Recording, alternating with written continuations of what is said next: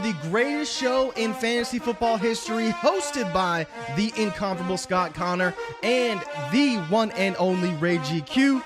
I present to you Destination Chill, where football and fantasy collide. What's cracking, everybody? Welcome in for another episode of Destination Chill. Y'all know it is your boy Ray G, joined as always by my brother from another mother, Scott Connor. You can catch him at Charles Chill, FFB. Scott Connor, what's going down, baby? It's been a minute. We were off last week, vacation. I was out the entire week. I know you took some time with the missus this weekend, my friend, but I'm excited to chop it up with you again, man. Yeah, we took a week off, needed it, refreshed to get back to creating the dope content that we do at DD. 4 days from the draft stream. At this point, we will be almost ready to go live on Thursday night. Super excited. If anybody hasn't checked out all the giveaways that we have, last minute, you got a couple days still to sign up with that underdog code DDD. But yeah, I'm ready to talk about the last thing we probably do, other than, of course, me on Trades in 5 and you on Wake Up, things to talk about before the draft. So I'm pumped for this show. We went an extra half hour early today, right, to make sure we could fit in all 32 teams that we're going to talk about what could happen with them on the draft. So I'm excited. Yeah, we're going all 32 teams tonight. And you talked about the draft and the schedule, the content, y'all. We got y'all covered, man. Thursday, Friday, Saturday, and Sunday. So check it out. Thursday morning. Well, first and foremost, tomorrow morning, wake up with me and Jay Rich will be on 8 a.m. Central Time, 9 a.m. Eastern Standard Time. Tap into the Wake Up Show. We're just going to talk about everything that we've heard or we've seen pop off over the fantasy space over the past week that we've been out. So make sure you wake up with us on Monday morning. But after Monday, here's what the rest of the content's going to look like. Thursday morning, we got you a special edition of Wake Up, 9 a.m. Eastern Time. Me and Jay Rich doing the Wake Up Show. We'll give some crazy hot takes, some last-minute sort of shit that's popping around the NFL. We'll talk about that Thursday. Then it's the live draft stream. Destination Devi, myself, Scott, Shane, Jay Rich, the entire crew will be there at 7:45 Eastern. We're taking you through night one. Doing the same thing on Friday. Wake y'all asses up at 9 a.m. Eastern Standard Time with me and Jay Rich to recap day one of the draft and then preview day 2 and day 3. We got you covered on Friday evening. Saturday, we are also doing the whole damn thing. So make sure you're tapped in with us at 11:45 a.m. Eastern Time. We're going the entire day 3. And then Sunday night, Scott, a really, really cool episode. I'm excited about this, my friend. But Sunday night after the draft, you and I are going to do this show, and we are going to go through every single offensive fantasy relevant player pick from round 1 to round 7, give our analysis on every single player, every single landing spot. That's going to be next Sunday night. I'm excited for that, too. Long week of draft content, Scott. It's going to be a fun one, though, dog. Yeah, and, it's interesting because the last week or two, I've actually kind of struggled with things to really go and do. There was no Dynasty Portfolio Weekly this week, and I sat there and I went, I don't really have anything to specifically talk about that I haven't talked about pre-draft already. Destination Dynasty, same kind of thing, going through, talking about war. Like, I get it. People want to hear those topics, right? But right now, it's like they want to hear about the draft. But then how many pods have you listened to or people you've seen on X saying, man, I need a week off. I'm ready to be done with the prognosticating and the forecasting and the guessing. Like, let's start getting some new information in the house. So yeah, it's been an interesting time. It's definitely an interesting time. I've seen some deals go down in leagues. Anybody that hasn't checked it out, our new trade show on DD with Ty is awesome. I mean, he is really coming into his own in terms of like, damn, he's actually starting to teach me stuff, right? And I've been doing a trade show for 3 years. You've been doing one for a long time too, but listening to that, like, it's probably the best new show that DD's launched this year. So proud of Ty, proud of everybody else in the DD room, but let's get into it. I'm ready. All right, let's do it. We're going through all 32 teams tonight, Scott, and we're just going to start randomly. There's no rhyme, there's no reason, there's no order, and we're just going to talk about what the streets are saying about these teams, potential landing spots, players that are most frequently associated with those teams, and just give our opinions on what we think might happen or, how the fantasy space would react to these situations, players, and or spots if what the tea leaves are saying actually come to fruition. So again, no rhyme, no reason, no none of that when it comes to the order in which we put this. But let's just start with the chalkiest of chalk, the Chicago Bears. We're going to start with the Chicago Bears. Scott, what do you think they're going to do? And I don't want to take it from the 101. I believe we all think we're not here to pander to you and bullshit and waste time. They're taking Caleb Williams as the number 1 overall pick.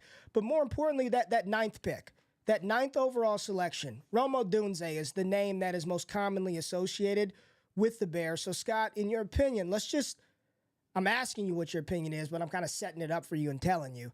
If it's Rome Odunze, who is most frequently mocked to the Chicago Bears, what say you about this landing spot and his outlook? Screw his ability as an NFL caliber wide receiver. I'm talking about his ability and opportunity to score us fantasy points. Has nothing to do with what we feel about the player personally. They take Rome Odunze here at 9 overall. How are you feeling? I mean, I think you have to probably give him a little bit of grace in terms of early production. We had a really good AMA session last week, right, where we talked about this exact thing.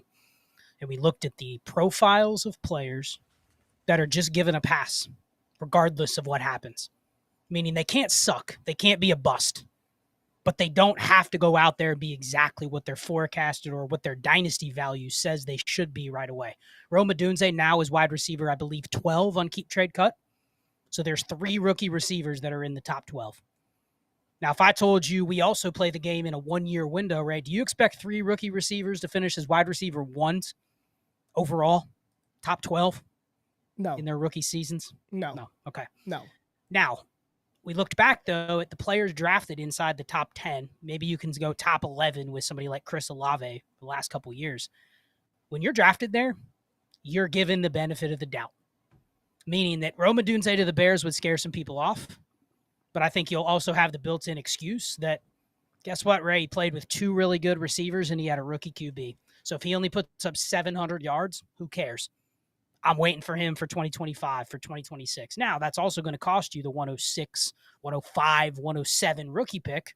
So if you tell me you want to wait 2 years for potential prime production, then fine. But I think it's fair to say him to the Bears doesn't scare me off of his dynasty value because I think he will hold it. One thing to remember with the Bears, they only have 4 picks. They have a 3rd, they have a 4th. So this is also a team that could be a team that trades out of this spot to another team that wants to draft Rome Odunze.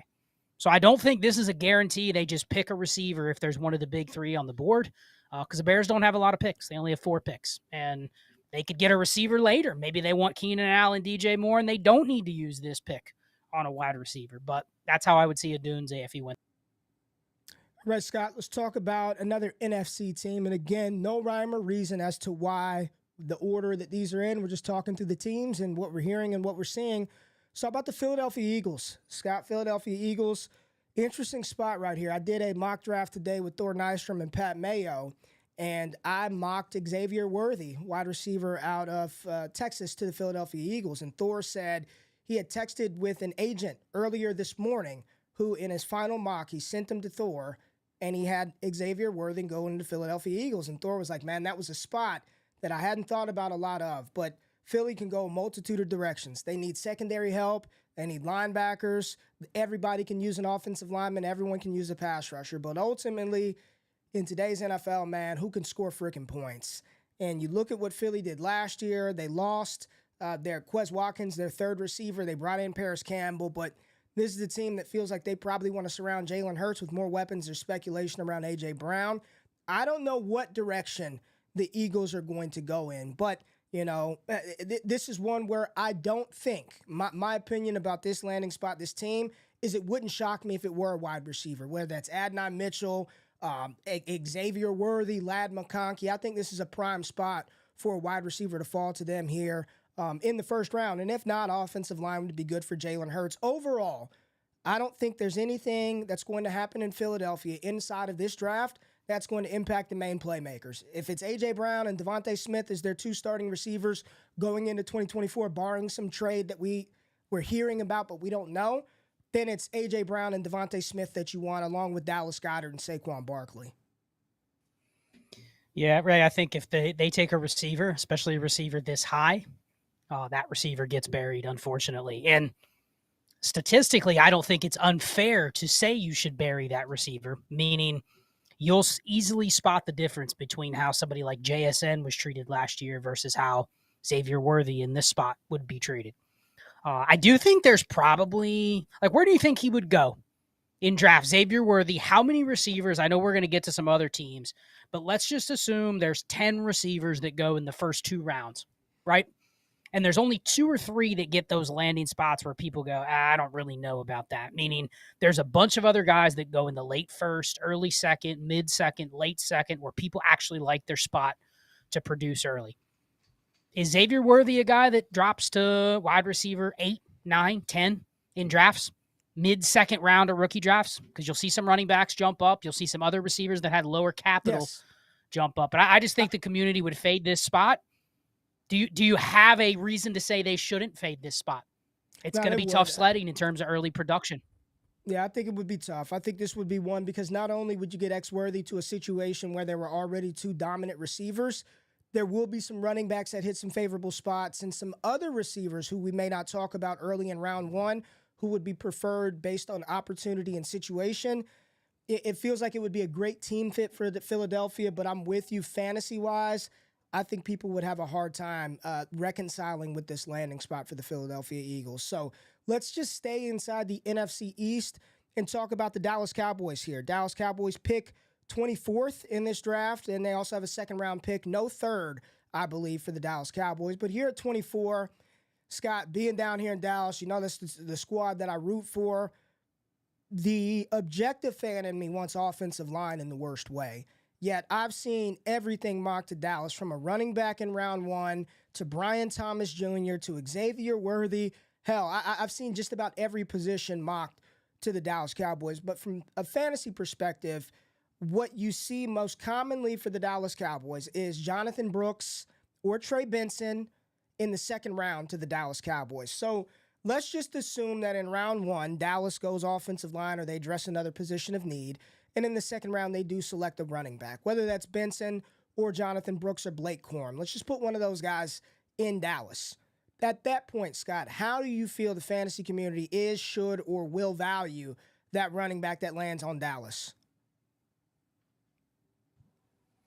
I think they'll overvalue him. I mean, we always talk about whenever we're doing these mocks, whoever Dallas takes is always the one we're tempted to put up in the RB1 or RB2 spot in the class. They do have a third. They have pick 87. They don't have a fourth. It was a fourth, yes. But they have 87 and 56, which if I had to bet, one of those 2 picks is a running back. Maybe not 56, but I think there's a really good shot they take one in those first 2 rounds or those first 2 picks they have after their first, because then they don't pick again until I think the 120s, something like that, 130s. Yeah. Like they pick, it's a while and pick again. Actually, 174 is their next. So we're talking 90 picks between the third and when they pick. You may have, I was listening to a show today and they were talking about there could potentially be, it was the Yahoo show, and they had Brugler on and was talking about between the second and the mid-4th, end of 4th, you could have 10 plus running backs get drafted. But hardly any of them go in a range where you're like, man, that's the guy. So like between the Dallas first pick in the second and the end of the 4th, 10 running backs. And that would put them out of not getting one if they don't take one in the second or third. So I think this pick just is going to be an overvalued player, right? People are going to say it's the only guy there. Look at the competition. Then you're going to wake up week 1 and they're going to sign somebody else. And it's Royce Freeman and it's Rico Dowdle and Deuce Vaughn getting a couple touches. And you're wondering why that guy they drafted is getting used like Tajay Spears last year. Yeah, Nick said, do you want Dallas to trade down, Ray? No, I really want them to address offensive line. Troy Fatanu out of Washington would be an ideal pick. I would love for them to address that. Remember, here's the thing that I think fantasy gamers forget, and we look at Dallas and we think about what Ezekiel Elliott was able to do. This team doesn't have a starting center. They don't have Tyler Biadasz, and when Zeke Elliott was there running and leading the league in touchdowns and all that other stuff, they had an all-pro center in Travis Frederick, who ended up retiring shortly after that. There is no left tackle on the roster right now. The right tackle in Terrence Steele is very shaky. Zach Martin is getting long in the tooth. This is a different Dallas Cowboys team. I think people are still living in what the Cowboys used to be 6-7 years ago, and this is a different team. And one of the things that I'm starting to see in here is them taking a quarterback in round 2, Scott. I know. I'm starting to see it and hear it in the fandom in me. I don't believe Dak is. I don't think you're going to get it done. I believe that this is probably it in Dallas for Dak. So I don't know if I'd be opposed to it. I don't know if I would be opposed to it, but maybe that's a different conspiracy topic for another day. We got a lot of teams to get to, Scott. But to answer your question, Nick, no, I don't want them to trade down at all. I want them to take the best available offensive lineman there. And really quickly, Scott, if they take a wide receiver, Brian Thomas, Adonai Mitchell, Xavier Worthy, how are you feeling about them opposite to CeeDee Lamb? I mean, I think it's probably a pretty neutral to favorable wide receiver spot. I think people will like it, not love it. They still have Brandon Cooks there. I haven't seen anything about how they're planning to move on from him. So he's too good to be involved. He's going to be an 800-yard receiver. So if you want to say that's in the way of whoever they draft, potentially. Let's spend an extra minute on this, Ray. I want to talk to you about that QB. They draft Spencer Rattler. They trade up in the 3rd, draft him in the late 2nd, early 3rd. Let's say they try to have their cake and eat it too, whether they can get to there or not, or they trade back and draft Spencer Rattler in the early 3rd, late 2nd. How you valuing him? Because I'm guessing that is a telltale sign that they're going to plan on at least giving him a shot to be the starter a year from now. No guarantees, but I mean, how would you value him given that feels really similar to Hendon Hooker last year? But I don't think there's a shot, like you said, that Dallas stays with Dak, just because I think he's going to price himself to the point where he holds so much leverage over Dallas, they don't have a choice but to let him go. How would you value Rattler? Knowing he's in line, and whether he's actually in line to be the starter, Ray, that doesn't matter. If people think he's in line to be a starter, and I've heard you say it yourself, you're not wanting to bet on Dak Prescott in week 14 of this season if Dallas is 6-7, going, man, Dak's going to go out there and lay it all on the line. There's a world where, they turn it over to whoever this guy is for the old college try. We'll give you 4 games, and unless you suck, we're going to plan on maybe going in a different direction. But the window would be there to make a profit on a guy like Rattler. Now, if it's Penix or Nix, that's a different story, especially Penix, because people like him. I think he would get steamed up to a point where I'm probably not comfortable taking him. But let's say it was Rattler. End of round 2, they take Rattler. How would you feel? Because I do think there would be a window, and it's a window where you're pretty sure the starting quarterback is going to move out of the way at some point. I'll just say this, man. Dallas has been very loyal and faithful to their own for a very, very, very, very long time. And if they were to invest that type of capital in Spencer Rattler, I mean, in Superflex, you've got to think that he's a back-end second at worst. At worst. Higher. Mid-second rounder. Higher. I mean, there's going to be probably 6 QBs ahead of him, but I think he's probably in the mid-second. Yeah. And I see these comments about Trey Lance. Trey Lance is a free agent. I'd see no reason why Dallas would want to pay him anything unless, I mean, that the Rattler pick would seal the deal for they think Trey Lance is anything but he's leaving in free agency to go to another team, right? I'm not. You're talking about Trey Lance? Yes. No, I don't think. I don't. If they draft a quarterback in the 2nd or 3rd round, that tells you everything they need to know about potentially giving Trey Lance a year. Correct. Mid-second, I think that's fair. But I think it would bring another player in the mix. Like, okay, that situation, Spencer Rattler or Xavier Worthy? Oh, you got it. It's Rattler. It's Spencer Rattler. You're talking about X Worthy in Dallas or X Worthy in Philly? Either way, I would take yes. No, X Worthy to Philly and Spencer Rattler to Dallas in the 2nd. Yes. I mean, just saying. All right. Interesting. What if it is Penix? What if it's Penix? If it's Penix, then he's a late first. All right, Ray. If it's Penix, There'll be talk that it's Penix starting over Dak. I don't disagree that will be part of the narrative. I don't disagree. All right. Green Bay. Let's talk about Green Bay and the Packers. Doubt they're probably taking a receiver early.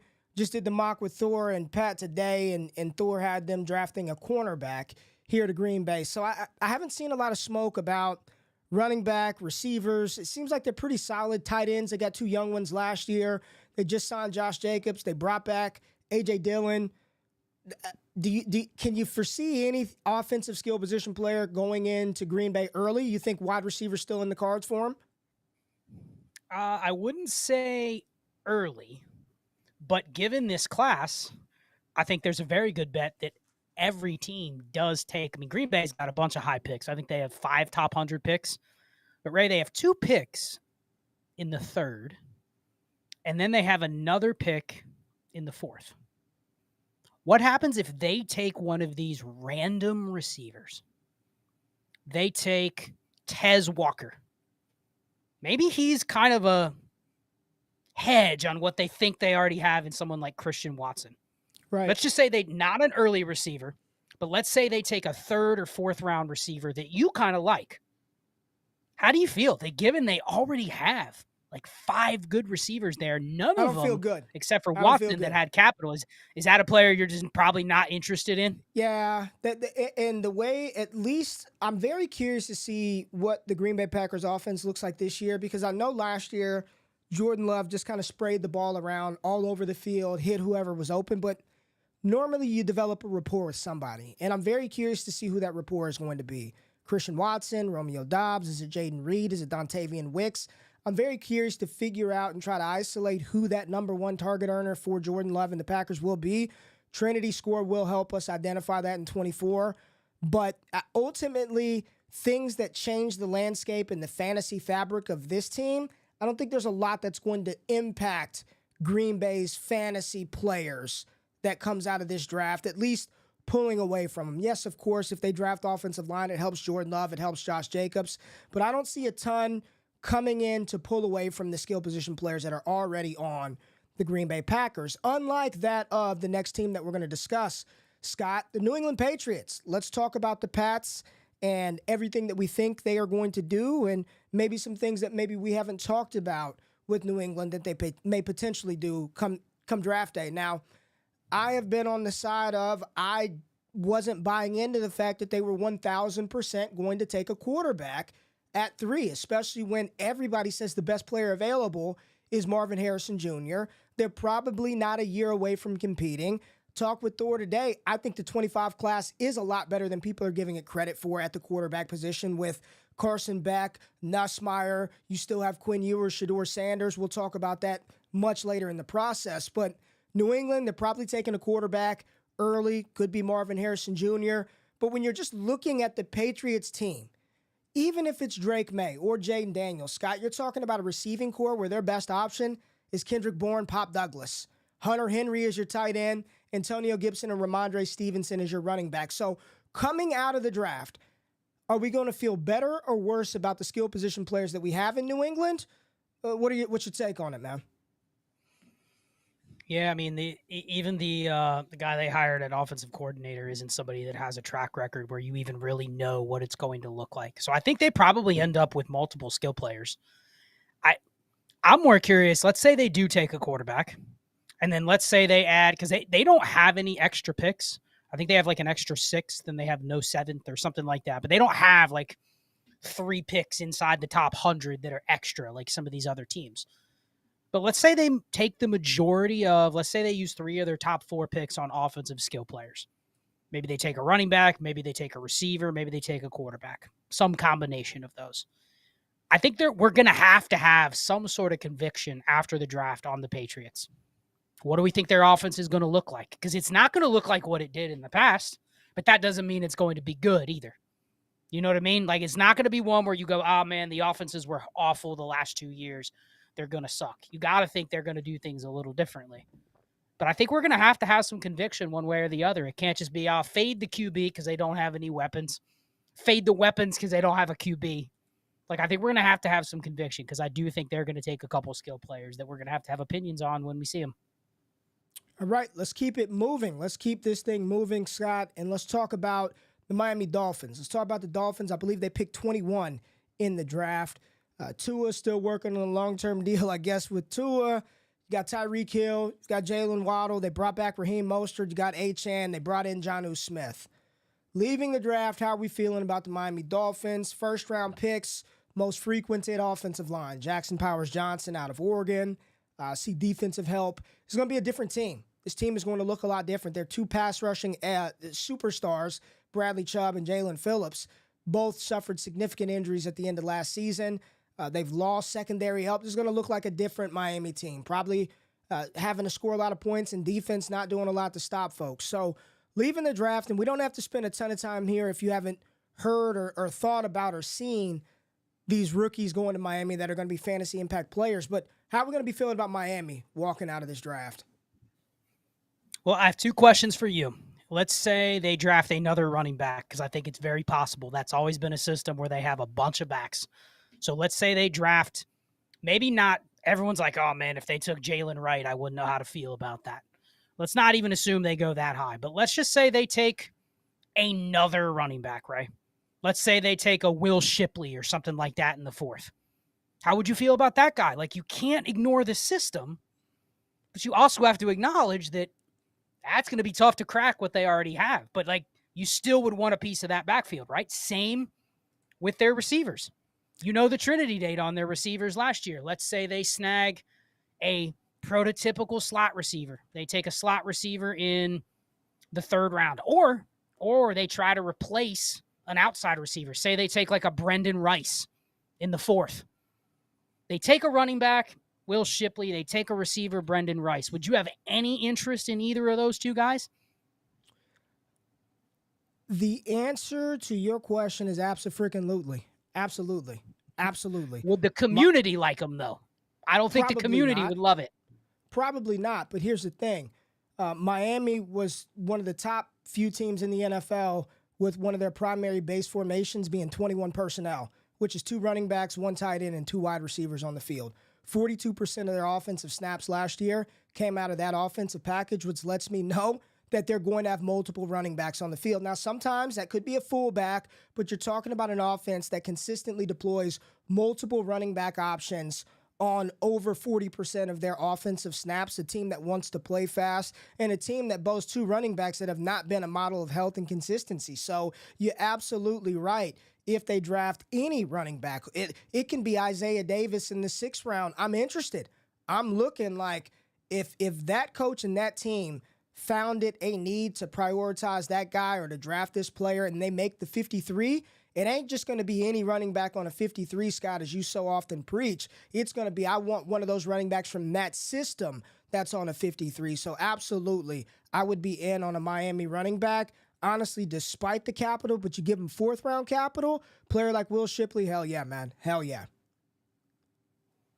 Yeah, all right. I tend to agree. The receiver would be more of a struggle for me, given how their receiver 3s have been used. But that's an interesting one. People just never mock offensive players to Miami or Philly. And it's like, there's a lot of good offensive players in this draft. I was listening to the ESPN show today, and they were saying that this could be a record with offensive players in the 1st round. Now, there's tackles in there too, but the record's 21. And they were saying wouldn't be shocked if that got broken.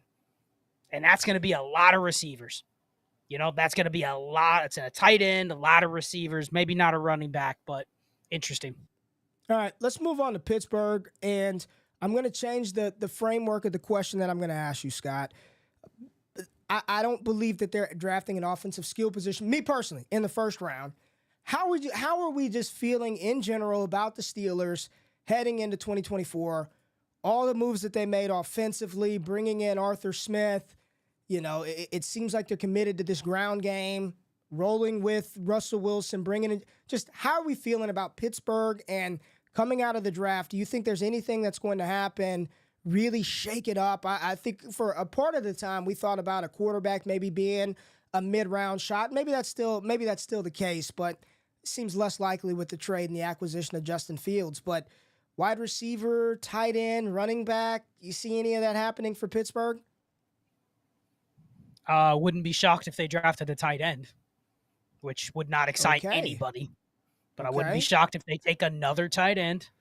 They just signed Michael Pruitt from the Falcons last year. Oh, yeah. Added him to Hayward and Darnell Washington and Freiermuth, so they need to play as many 3 or 4 tight end sets as possible.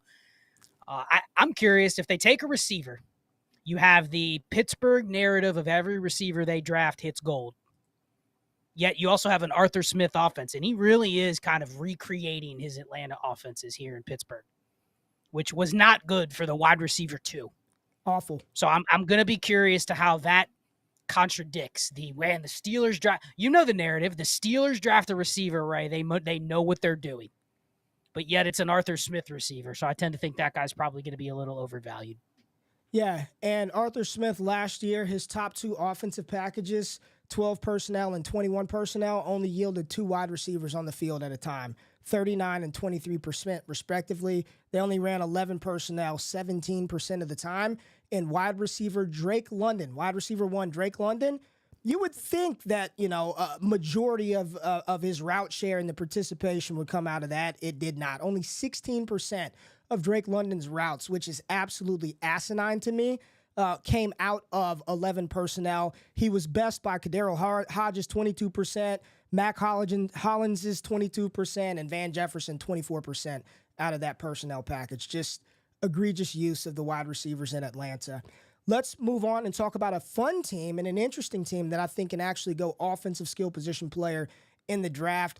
Let's talk about the Detroit Lions, one of the best teams in the NFL. What a job Dan Campbell and company have done. Jared Goff, extend the man, pay the man. You got the sun god Amon-Ra. You've got a nasty running back core with a filthy offensive line. You've got your offensive coordinator back. Like this offense, I mean, you talk about an explosive type season from Amon-Ra. If you're talking like peak fucking value, this could be, Amon-Ra could go absolutely nuclear here in 2024. I don't know. The thing that I'm starting to see a little bit is their need and desire for another wide receiver. Ladd McConkey was mocked to him in the show that I did earlier today. If Ladd hadn't been picked, I was going to put Adonai Mitchell in Detroit. I know they can use secondary help, but let's stick with the theme that they go wide receiver here early in the draft. And I feel like at this point in Brad Holmes, I trust Scott. Whoever the hell he drafts probably is going to turn it into gold. But Detroit, how are we going to feel about the Lions walking out of this draft? Yeah, I think running back's probably out. I think tight end is most likely out. I've seen a lot of people saying Xavier Legette to the Lions. I just saw Nick Pick 6 said that in the chat, but I've heard that on 2 different shows this week. A guy that can play all over, but remember, they lost Josh Reynolds. They lost DJ Chark. Yep. So they lost a guy that a big, physical, fast receiver that probably can do some different things than what Amon-Ra and what Jameson Williams can do.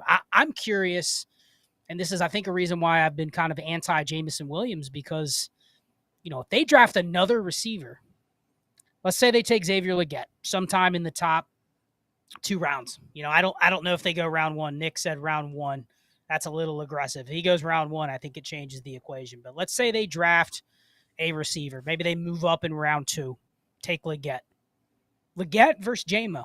How would you see that?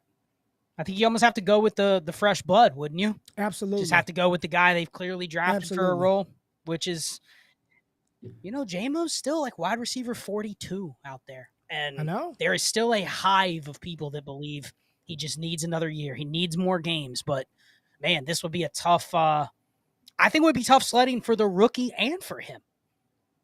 I think this is another Philly situation where it's like whoever it is, they're clearly, and we are not even talking about Gibbs, who we know is going to suck up 80 targets. I think this is not a great spot, but I think it's very likely that they do end up with a receiver. Oh, yeah, that Xavier Legette is going to clear out that space for Amon-Ra and Sam Laporta. That's exactly what would happen. I think this would be a great team fit that I don't know how well it works for fantasy. I'd be a little scared about that rookie wide receiver there from a fantasy perspective. But let's talk about a team, Scott, that I think a lot of people are excited, or maybe excited isn't the right word. They are watching intently to see what happens in Carolina with Dave Canales, Bryce Young, and the Carolina Panthers, who we know they don't have a first-round pick this year, but they've got an early second-round pick, and a lot of people are like they're going to take a wide receiver, yet I see multiple mocks where they have not done it. They bring in Deontay Johnson. It seems like they're probably going to roll with Chuba Hubbard. Miles Sanders is at least the lead two guys out the gate.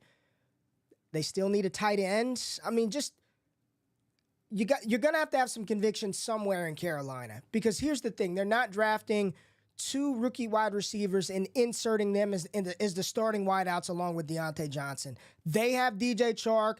They've got Jonathan Mingo, and Adam Thielen is still there. And I know here in April, it sounds fucking disgusting to even suggest those guys, but come September, Adam Thielen's going to be on the field. I bet you that, Scott.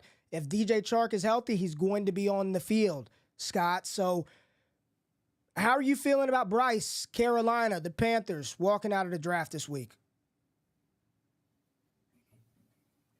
I think they could go any of the three positions. I think they could take a later tight end. I mean, right now their starter's Tommy Tremble. So I think they could take a tight end. I think they could take a late running back. And I think that becomes a very interesting running back situation where, let's say they take a 5th round Ray Davis. Okay. How do you value him versus Chuba Hubbard and Miles Sanders? You probably don't value him greatly, but you also probably don't look at those guys and say they are the worst players to have in front of you if you want him to get some time on the field. I do think they take a receiver, though. They have 3 picks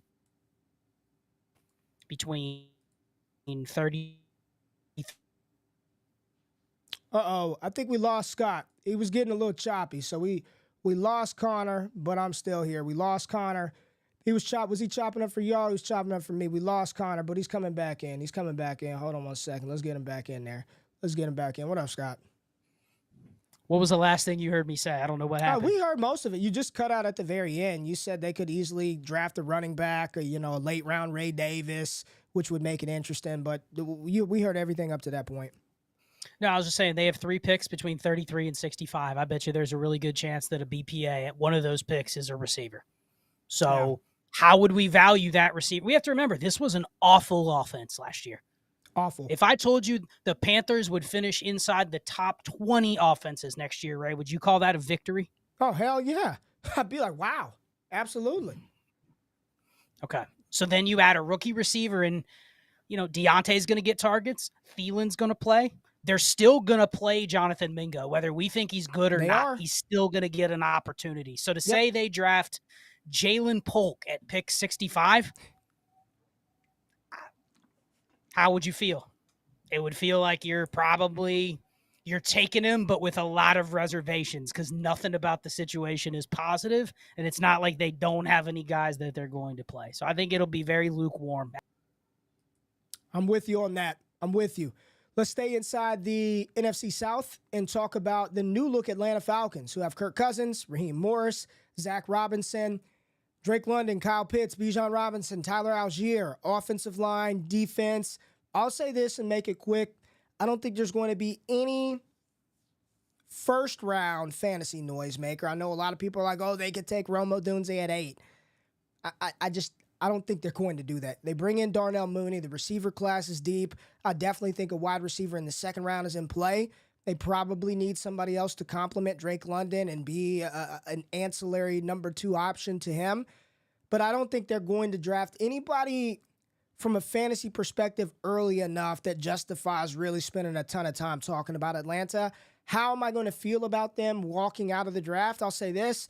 If they addressed offensive line, make sure Kirk Cousins is healthy, add another playmaker sometime in day 2, I think I'll feel good about Kirk Cousins moving forward. I don't think there's anything that's going to happen that's going to change the way I feel about Drake London, change the way I feel about Kyle Pitts, change the way I feel about Bijan Robinson outside of adding offensive line help. If there were any hot, spicy take that I would have, which to me, it's not even that hot, but I think this is where people were drafting Bijan Robinson last year, and the expectation that people had for Bijan Robinson as a rookie last year with Arthur Smith, it didn't come to fruition, but I think this is the year to place that faith in him. I think this is the year 2 under this new coaching regime. Lean on your bell cow running back, and the reality is that's one burnt year of Bijan usage. So if you're Arthur Blank and you're that Falcons organization, it's time to get going. I think year 2 Bijan Robinson could be special. Yeah, we both kind of agree with it's maybe a year after Bijan's value last year, but I think this could be the year where he really, really delivers like the best running back in fantasy. I want to ask you, what happens if they take I don't want to say a dedicated slot receiver, but what happens if they take one of these receivers because if you listen to like reception perception on Drake London, he's better when he plays all 3 of the spots. Like, I don't know if, let's say they drafted like a Ricky Pearsall, right?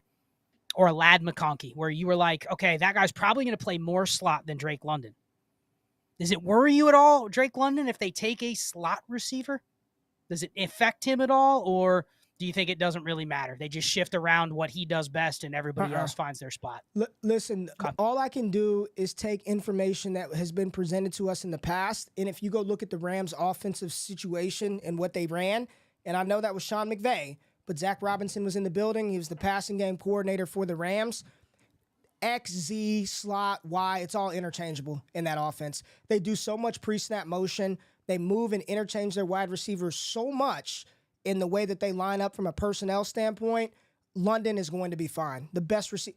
Do you think Ricky Pearsall or Ladd McConkey are better than Drake London? Just from a simple, just high-level 10,000-foot view, no. They're going to move London around. I've got zero fear. If he's that guy, he'll be deployed and used like he should be that guy. So I think that secondary ancillary receiver does more harm to the prospectus and the best ball upside that Darnell Mooney poses, and maybe even to some degree Kyle Pitts. But Drake London, they should deploy him as the primary guy. So I'm not worried about that at all.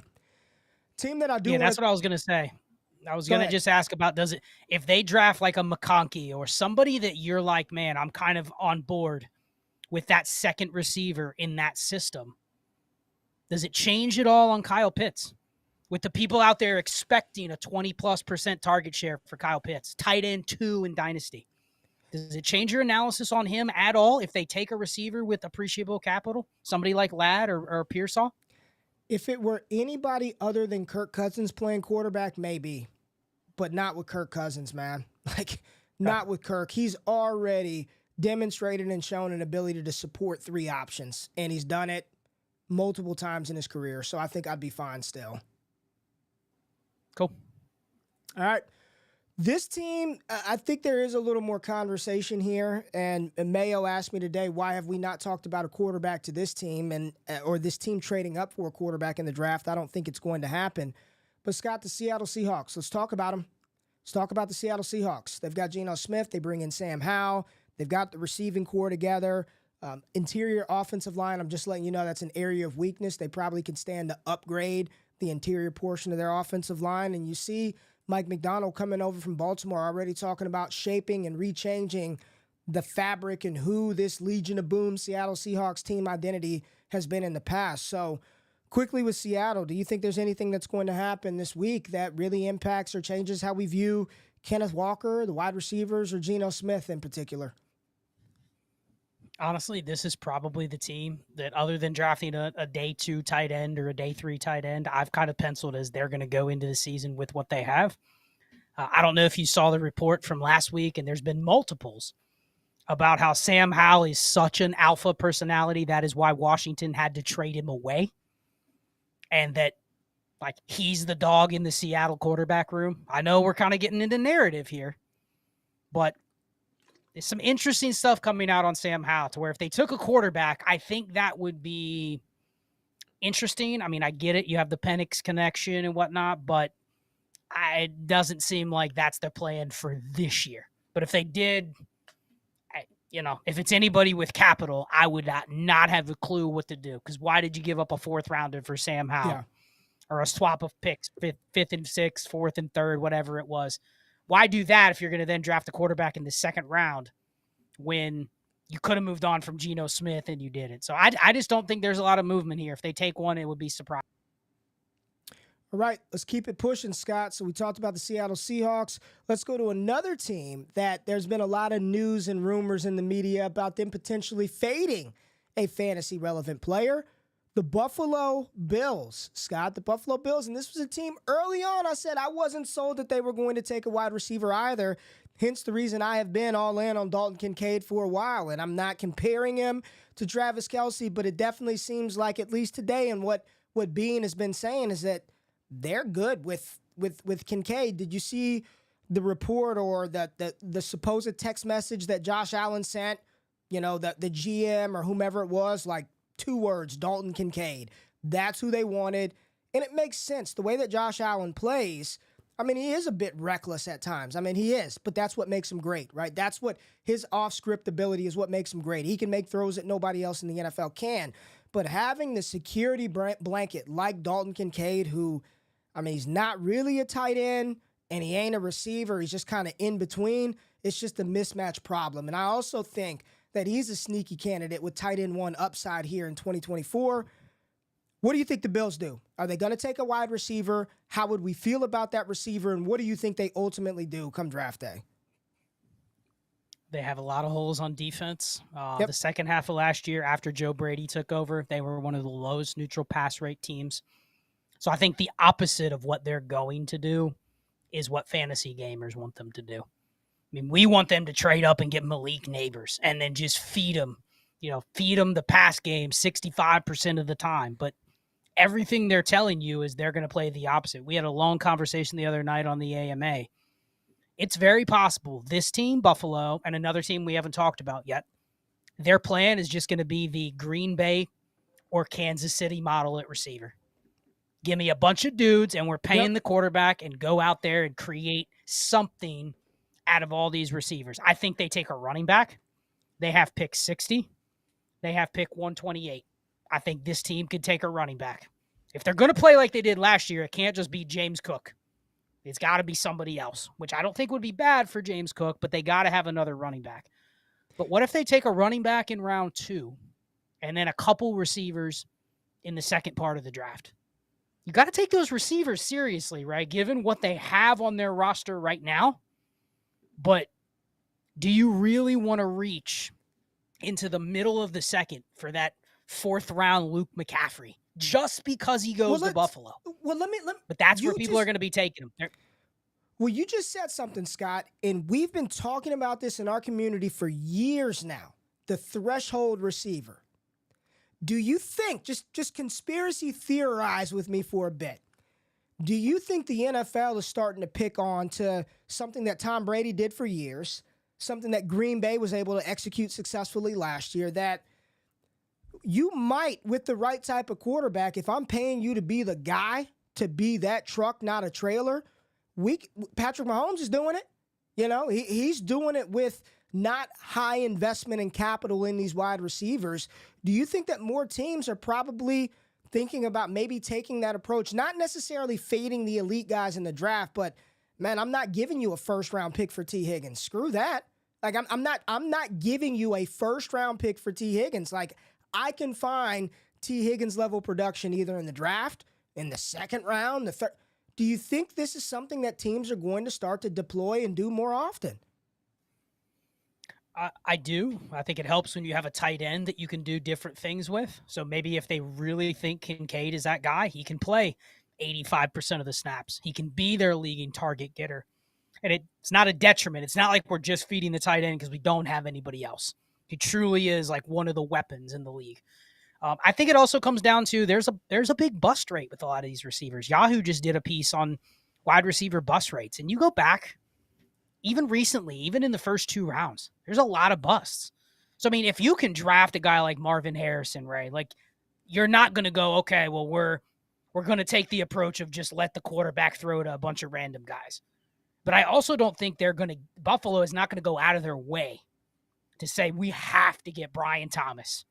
We got to give up our 3rd and our 4th and move up 6 spots just to get Brian Thomas. You know what I mean? I think that's where, unless you're in a position where an elite receiver just is in your lap, and we'll talk about the Chargers here in a minute with that same situation, I don't think you have to chase, oh man, I have to find my, no pun intended, Jamar Chase.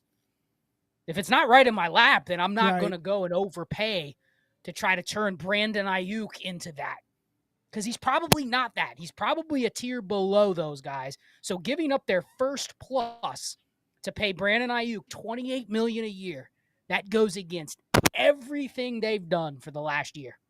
Every move they've made would say that's the complete opposite of direction. Yet you go out there on Twitter and it's, man, Ayuk to the Bills, man, that would just be a smash. It's just probably not going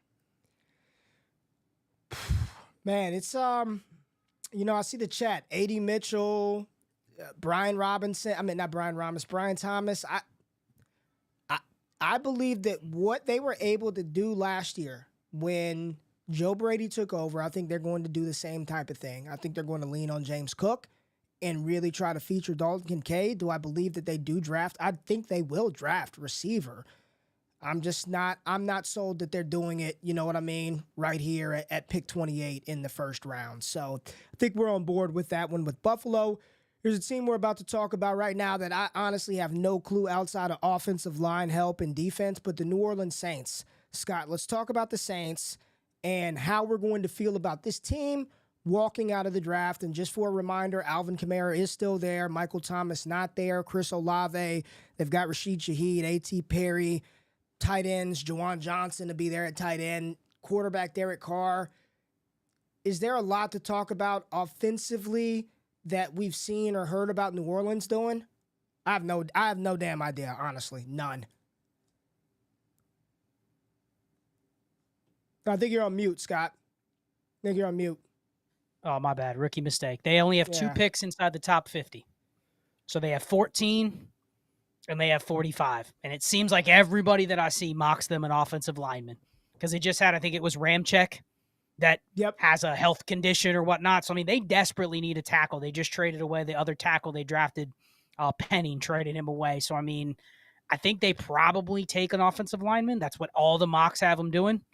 And then what do they do in here's the only thing I think we have to be prepared for. If this is such a good receiver class, any team that has a second or third round pick, right? The receivers on the board, one of them may be the best player available for a team. And they just take them. Whether we like it or not, we're looking at some of these teams in the second going like, okay, Philly wouldn't take one. The Rams wouldn't take one. Cleveland, why would they take a receiver? But how do we know one of these teams just doesn't say, oh, best player available on my board was Roman Wilson, and we just take him? And now what is the Saints' plan with Roman Wilson, with Shaheed and with Olave? I don't know. But when they take him, we have to be ready to go, yeah, that was the best player available, because otherwise, right now I'm looking at mock draft database. They have 14 receivers in the top 60 picks, meaning they're saying, you know, there's best player available is receiver a lot. So there's going to be just random teams. And it feels like the Saints, would I guess they take a receiver in the second because they only have 2 picks in the top 120 something? No, but if they did, we'd have to have a reaction. I don't think people would really like it much.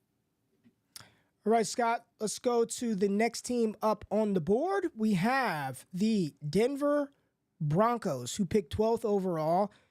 A lot of mocks. You see Bo Nix to Denver in the first round. In the mock that we did today with Mayo, I had them selecting Quinyon Mitchell, the cornerback out of Toledo, to pair up with Patrick Surtain. I don't believe that Bo Nix is a top 15 caliber prospect, and I'm going to lean on the side that NFL evaluators agree. And despite the need for a quarterback, the dying, desperate need, you don't use the 12th overall pick, in my opinion, on Bo Nix. But I am not the GM. I'm not an NFL scout. And more commonly, you see them taking a quarterback, Bo Nix here, at pick 12. Scott, Bo Nix goes to Denver. I'm asking you again, and I want a straight fucking answer. And I used very strong profanity there because I want the answer. There's no pussyfooting around this one. He goes 12 overall to Denver. What are you doing, and what's the play? Because I see a lot of snarky-ass comments on X during vacation about, oh, if you just take a quarterback because it's super flex, you're doing it wrong. You don't take a quarterback. You don't. You do. You don't. You do. I'm asking you because I trust you. You know what you're doing. He goes 12th overall to Denver. Where are you taking him? Where should we take him? How do we feel? I mean, he goes in the first round. I think you could probably argue he goes in the top 10. But I have to just say, if it's Bo Nix, I think it feels a lot like the Will Levis situation last year, but with a player that went in the first round. It feels a lot like Daniel Jones when he went to the Giants. That was a stupid pick. That was Sean Payton just taking a QB. And you know what? Does Sean Payton care in 3 years if Bo Nix is a bust, Ray? Probably not, because Sean Payton's probably gone. Right. So you know what I mean? So it feels like if he really wants him, they're going to let him take him. If that's really who he wants. Denver does not have a second-round pick. So unless they're getting busy and moving back and accumulating picks, like they're not in the range to take the Penix or Nix in the second round. They don't have a second. So it's going to be boom or bust. I think they probably don't take a quarterback, but how would you feel if they drafted, they pick in the 4th round at 1, or they pick in the 3rd round at 76 and in the 4th round. They take Michael Pratt in the 4th, and then they say it's between Jarrett Stidham and Michael Pratt with no weapons. Are you excited about either one of those QBs? Because you could see him going that route too, right? Where they just take a guy that Peyton likes and it becomes an Aiden O'Connell like last year, where you're like, okay, this guy probably will see the field because Jarrett Stidham isn't that good. Would you care, though? Would you be in on that guy like you were in on Clayton Tune? Oh, fucking hell. I'm just asking the question. The shots fired. You son of a... Listen, man, the only reason for those of y'all that don't get it, Clayton Tune, when he was projected to be the starter, I'm like, fuck it, I'm drafting Clayton Tune. He's going to start for Arizona. It did not work out. What was the question again? Here's my question. Michael Pratt in the 4th, and they say it's going to be an open competition. You don't care? No. I mean, this offense, man, I have no idea, Scott. This feels like it's a train wreck waiting to happen. I have no idea. Let me just ask you this. Was Stidham like that bad? Was he that bad? I can't really... I don't have Stidham memory, so is he that bad? Like, how bad are we talking? We talking Mason Rudolph level of starter? Or are we, like, Mac Jones? Like, where are we at if he has to start? I think that's a fair comp, but I think the one thing to remember is Denver still hasn't brought in a quarterback. I know. So it's basically Stidham. They've not gone after, now like Tannehill is still out there. They could go after him, but like they've passed on. They could have had Mac Jones for a 6th, right? Nah, you don't think if they would have called with their higher 6th than Jacksonville, that they could have got Mac Jones. I mean, they're gonna add a quarterback, and how can we say, oh, we're so excited about Bo Nix? Okay. But they add a quarterback in the 3rd or 4th, and you go, I don't want him at all. I think that's where I'm struggling with I get it if you don't like Michael Pratt versus Bo Nix. They're going to add a quarterback. And that's the best shot for a guy to start at in this rookie class. So not a legitimate one, but they have not been involved in any of the only guy they were rumored to talk to was Jimmy Garoppolo. That was it. Nobody else. So, I mean, they need a backup QB unless you say Jarrett Stidham is the starter. And they don't have a second rounder. So they're not going to draft Bo Nix or Michael Penix in the second because they don't have one. So then they have to take him in the 1st. So then they take Michael Penix at 12. Then what? We talked about Bo Nix. Then you add him to a place with there's no weapons. Okay. All right. Let's keep it pushing, man. Let's keep it pushing. We're an hour in, and we're not even halfway through the teams. Let's speed it up just a tad bit, Scott. Indianapolis Colts. They're picking 15th overall. How are we feeling about the Colts walking out of this one? I'm seeing wide receivers. I'm seeing Brock Bowers. I'm seeing D-line. What do you think, the Indianapolis Colts? Colts? I'll let you take it. Any direction you want to go. I mean, I think they could go in all 3 directions. They could go tight end, receiver, running back. They have 3 picks in the top 82. So, I mean, they're going to draft a skill player, maybe multiple skill players. A lot of people have mentioned Bowers. How would you feel Bowers as this landing spot, Love Ray? I think he'd Love enter it. as the number two weapon right away. So I think it'd be Love a it. great spot for him. Where I struggle is, let's say they don't take a receiver in the first, but then they take a receiver in the second. Someone that you're like, man, comparable to Josh Downs. And I know you like A-Rich, but I don't project A-Rich to be a high-volume passer. So No. how would you feel if they drafted a Roman Wilson, a Ricky Pearsall in the second? Feels a little like that's a tough spot to justify even that guy over like Josh Downs. Downs had a good rookie year. He did. But he has no value. So how would you view one of those guys? How would it hurt Michael Pittman at all? Because I think we're going to have this conversation legitimately. No, I don't think it hurts Michael Pittman. I don't think it'd be a great spot for a rookie wide receiver for fantasy production.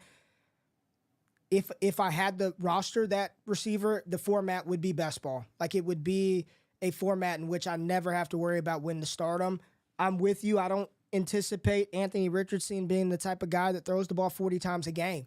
That's not going to be his game, and it probably should not be his game. So having a tight end there, a little bit different.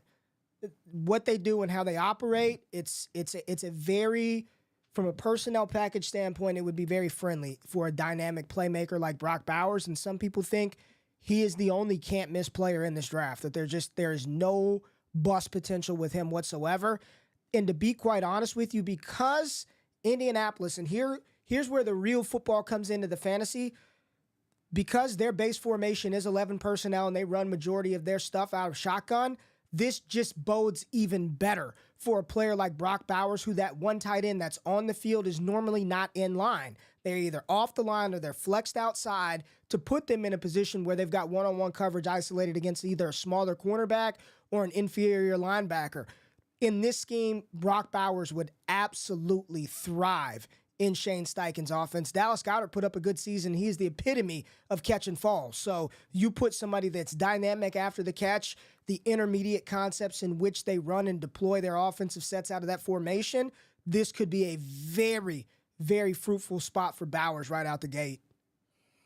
Okay, so we don't give these guys a lot of love, but let's say they draft Ben Sinnott in the second, third.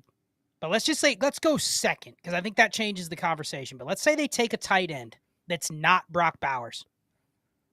They take Ben Sinnott in the third. I don't think he's going to go in the second, so I think that's a little above our skis. But let's say they take Ben Sinnott in the third, or they take Cade Stover in the third. They still have Jelani Woods. They still have Kylan Granson. They still have Mo Alley Cox. They just got Andrew Ogletree back, Ray.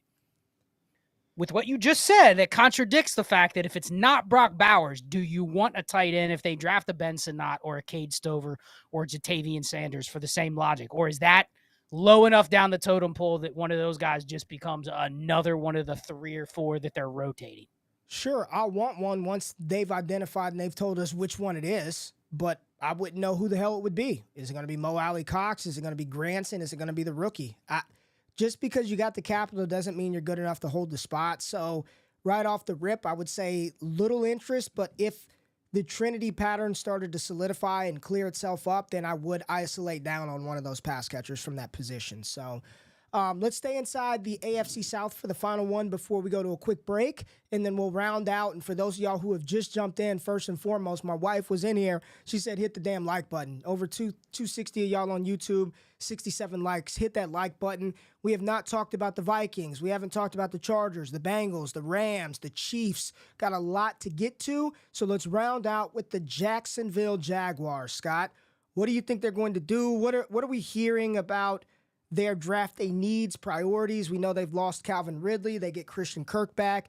Travis Etienne should be in line for another big role.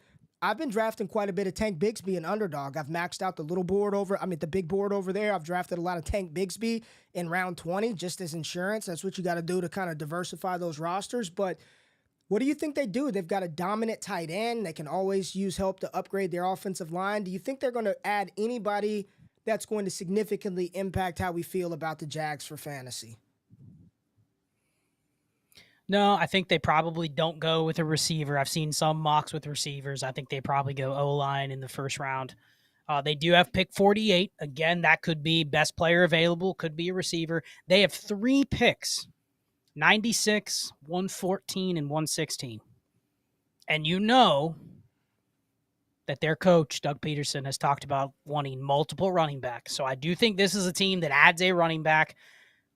Who would you think complements whatever the heck they have in Tank Bigsby and Travis Etienne? What kind of running back do you think could complement one of those guys in Jacksonville? Because I do think they use one of those 3 picks on a running back. Maybe it's Audric Estime. They don't have a hammer there. Maybe it's a Ray Davis just to kind of be like a hedge against what they thought they had in Tank Bigsby. Maybe it's a Bucky Irving. Maybe they want a pass-catching specialist. But let's say they take a running back. What type of running back would you be looking for given what they already have? Because I do think they take one. I think Etienne is their hammer. Whether we perceive him to be that or not, I think he is their hammer. I would actually think it'd be the total opposite from Etienne, more of a 4-minute drill pass-catching specialist that can be deployed that way. I would say Kamani Vidal in the later rounds. You talked about Will Shipley. I think that's another spot for Will Shipley to potentially find a home. Pair him back up. I know he didn't play with Trevor Lawrence, I don't believe, but you've got Will Shipley who could run. I believe he's the only running back in this class, Scott, who took 20% of his routes out of the slot. He actually lined up in the slot 20% of the time for Clemson. So I think it's going to be one of those type of space playmakers, not necessarily the Kendall Miltons. They kind of have 2 hammers, and because Tank Bigsby, I think that's what he is. He's crash dummy. Just run up the gut, slam it up there if we needed you in a pinch, but also not very good. Now, Scott, we are doing a massive, massive draft party. We talked about this earlier, Thursday, Friday, Saturday, and when we come back live next Sunday, we are recapping every single pick. If they were an offensive fantasy relevant player, we're talking about them and giving our landing spots and sort of review. But the draft stream and the draft party is going down. Y'all got to be there. Let's hear from Jay Rich real quick. Folks, it's that time of year. The 2024 NFL Draft is quickly approaching, and I am personally inviting you to our draft party. Not day 1, not day 2, but all 3 days of the 2024 NFL Draft. Destination Devi will be live. Let's go!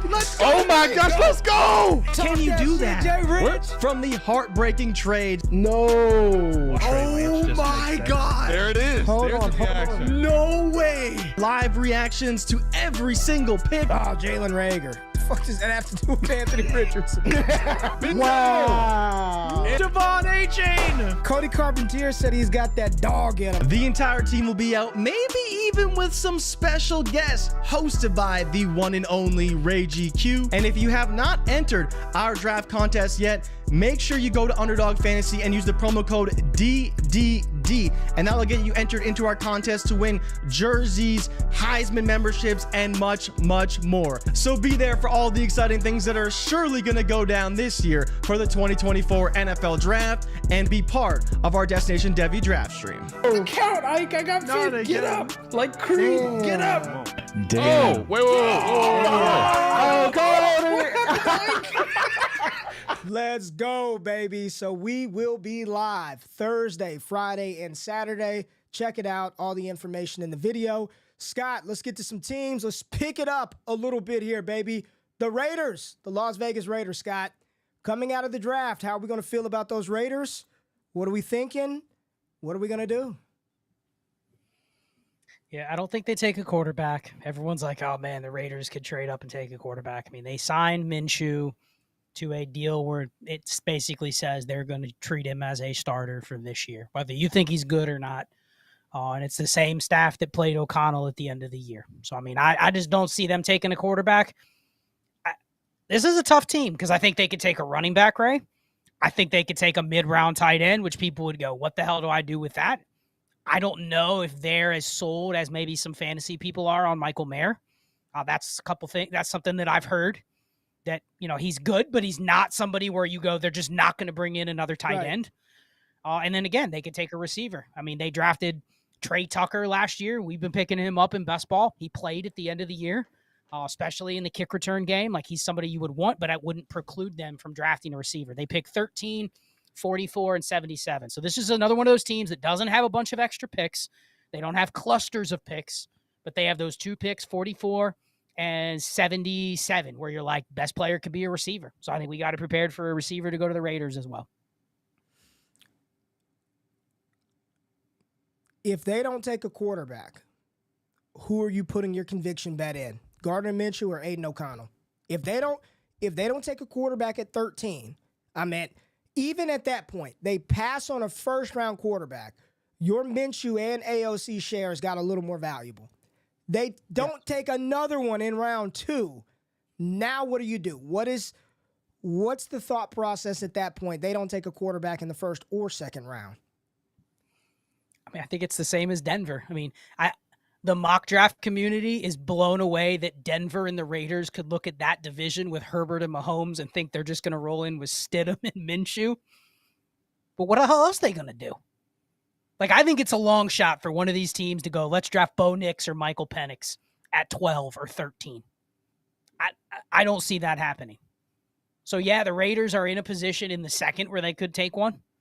But again, if it was the Broncos there, I would say they could take one, but they signed Minshew, right? They gave him $25 million for 2 years. I know. That's why that is not a contract that says, well, we're going to draft one in the second and sit this guy along with the fourth rounder who played last year. It feels like this is a year where they just punt QB, they add in a couple weapons, and they try to plan for next year. So I think right now you have to take those two QBs seriously. You have to take Minshew and O'Connell seriously, and they probably have equivalent value. I'd probably put my money on Minshew to get the first shot, but if that's the QB room, do you actually want the guy that gets the first shot, or would you bet the guy that gets the second shot is the one that plays at the end of the year? The second shot's coming. The second shot's 100% coming. Give me the I second want shot the guy that loses the job. Correct. Yes. Give me the guy that loses the job out of camp. Let's talk about the Washington Commanders. Scott, who picked number 2 overall, most frequently mocked to Jaden Daniels, the Heisman Trophy winner from LSU. But betting markets in the fantasy space of late are saying Drake May could be in play for the Commanders here at 2 overall. What do you think they do? And how do you think this new look team operates for us? And what type of fantasy potential will it yield? Understand, their starting tight end right now is Zach Ertz. Running back, Brian Robinson and Austin Eckler. Quarterback, Marcus Mariota right now. It's going to be one of these rookies. And your receivers, you've got McLaurin. They lost Curtis Samuel. You still have Jahan Dotson there. This doesn't feel good, honestly. Like the player that I feel the best about, the two, are Brian Robinson and Zach Ertz if he's on the field. But this doesn't feel good in Washington right now, Scott.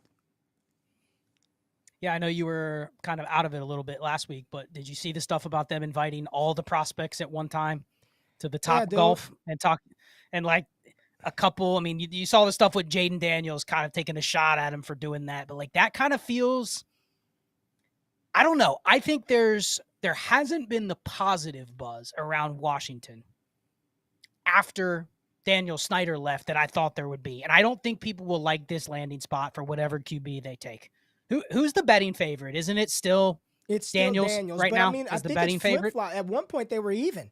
I'll check right now, but I think it's still Daniels. So I think the only thing that saves them is if they do take a quarterback and then they double down. They have 2 second rounders. They have 36 and 40, which easily. Let me ask you this: if they draft a receiver with one of those picks, and they pair them with May or Daniels or McCarthy, who the hell knows? They pair them with one of those guys. That's a first-round receiver. Do you agree? Ladd, yes. Worthy, A.D. Mitchell, Troy Franklin. Yes. You would be willing to push that guy up into the late Top first? 12 pick, yes. Okay. And then, I mean, it's going to happen. It's just who are the names? Who's the QB and who is the receiver? I think we keep saying – who is it going to be? Because I'm hearing more and more that the real dark horse isn't May or Daniels. It's J.J. McCarthy with Adam Peters there, the way that he helped identify Brock Purdy. I'm hearing more that it's J.J. McCarthy potentially is the second quarterback off the board. Daniels minus 155 on DK to be the second quarterback selected. May plus minus 145 to be the third quarterback selected. And you can get Drake May at 17-1 to be the second quarterback off of the board. So I think it's Daniels or McCarthy, not even May. I think it's Daniels or McCarthy. It feels like, just from what I'm seeing and hearing, it feels like May to New England is the more likely landing spot. I think it's either Daniels or McCarthy. And would it change if it were JJ opposed to Daniels? Okay, so how would you feel about this pairing? Or no, not how you would feel. How would the fantasy community react to this pairing? Jaden Daniels and A.D. Mitchell. I think they could get on board with that, right? Hell yeah. Could they get on board with Keon Coleman and J.J. McCarthy? You picked like that's the kind of shit that'll actually happen. It'll be McCarthy Keon, and Keon Coleman, man. And both would be faded into oblivion relative to where they could go if it was a different spot. But they have 2 picks, 36 and 40, and that whoever the receiver. I'll just say this: if it's McCarthy, whoever the receiver is, you bet people better like that receiver going in, because if they don't, and they already went to the QB that people don't like, it could be a value if you're wrong. You know what Franklin. I mean? I think people. Troy Franklin. He's kind of got a lukewarm it's perception funny right now. now. It's funny that he's starting to get some stink. I've been saying it the whole damn time. I'm not in on him as much as everybody else, and now it's we don't know about that Troy Franklin. All right, let's keep it moving, Scott. Let's talk about your squad. Let's talk about your squad, Cincinnati. Talk about the Bengals. I mocked them today, taking J.C. Latham, a tackle out of Alabama, protecting Joe Burrow and getting him through the season should be their number one priority. But I'm also seeing Brock Bowers of the Bengals. This guy of the Bengals. What do you think? What's Cincinnati's plans? I'm asking you.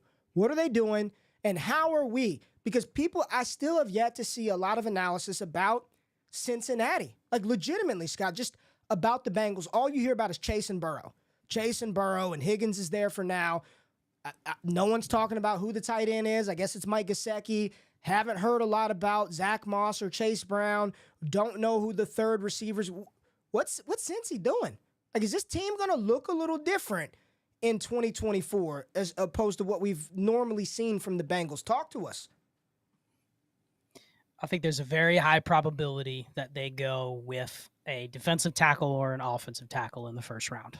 But I do think if Bowers was there, it would create a conundrum for them, because I don't think they want him to be there for this exact reason.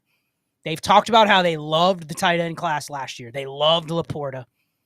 They loved the tight ends from last year's class. Now, remember, they picked at the end of the first last year. They took Myles Murphy, 5 picks ahead of Sam Laporta. So they couldn't have loved Sam Laporta that much, because they literally could have had him, and they didn't take him. I don't think they're going to look a lot different. This isn't one of those offenses that I think is going to totally change what they do. They're going to throw a lot. They're going to throw to their receivers a lot. So how does that mean another receiver fits in? I do think they draft a receiver. I do think we need to be prepared for them to draft a receiver, a tight end, and a running back. But I don't think it's in the first round. I don't think it's in the second round. Could be in the second, but I don't think it'll be in the first. So what does that mean? They have the second most picks in the draft. They have a bunch of thirds, a bunch of fourths. I mean, they have a lot of these mid-round picks where we need to be prepared for, pick a running back, Ray. Audric Estime goes to them in the 4th. Yeah. I mean, I would like it. I would like it because he's probably going to get some opportunity.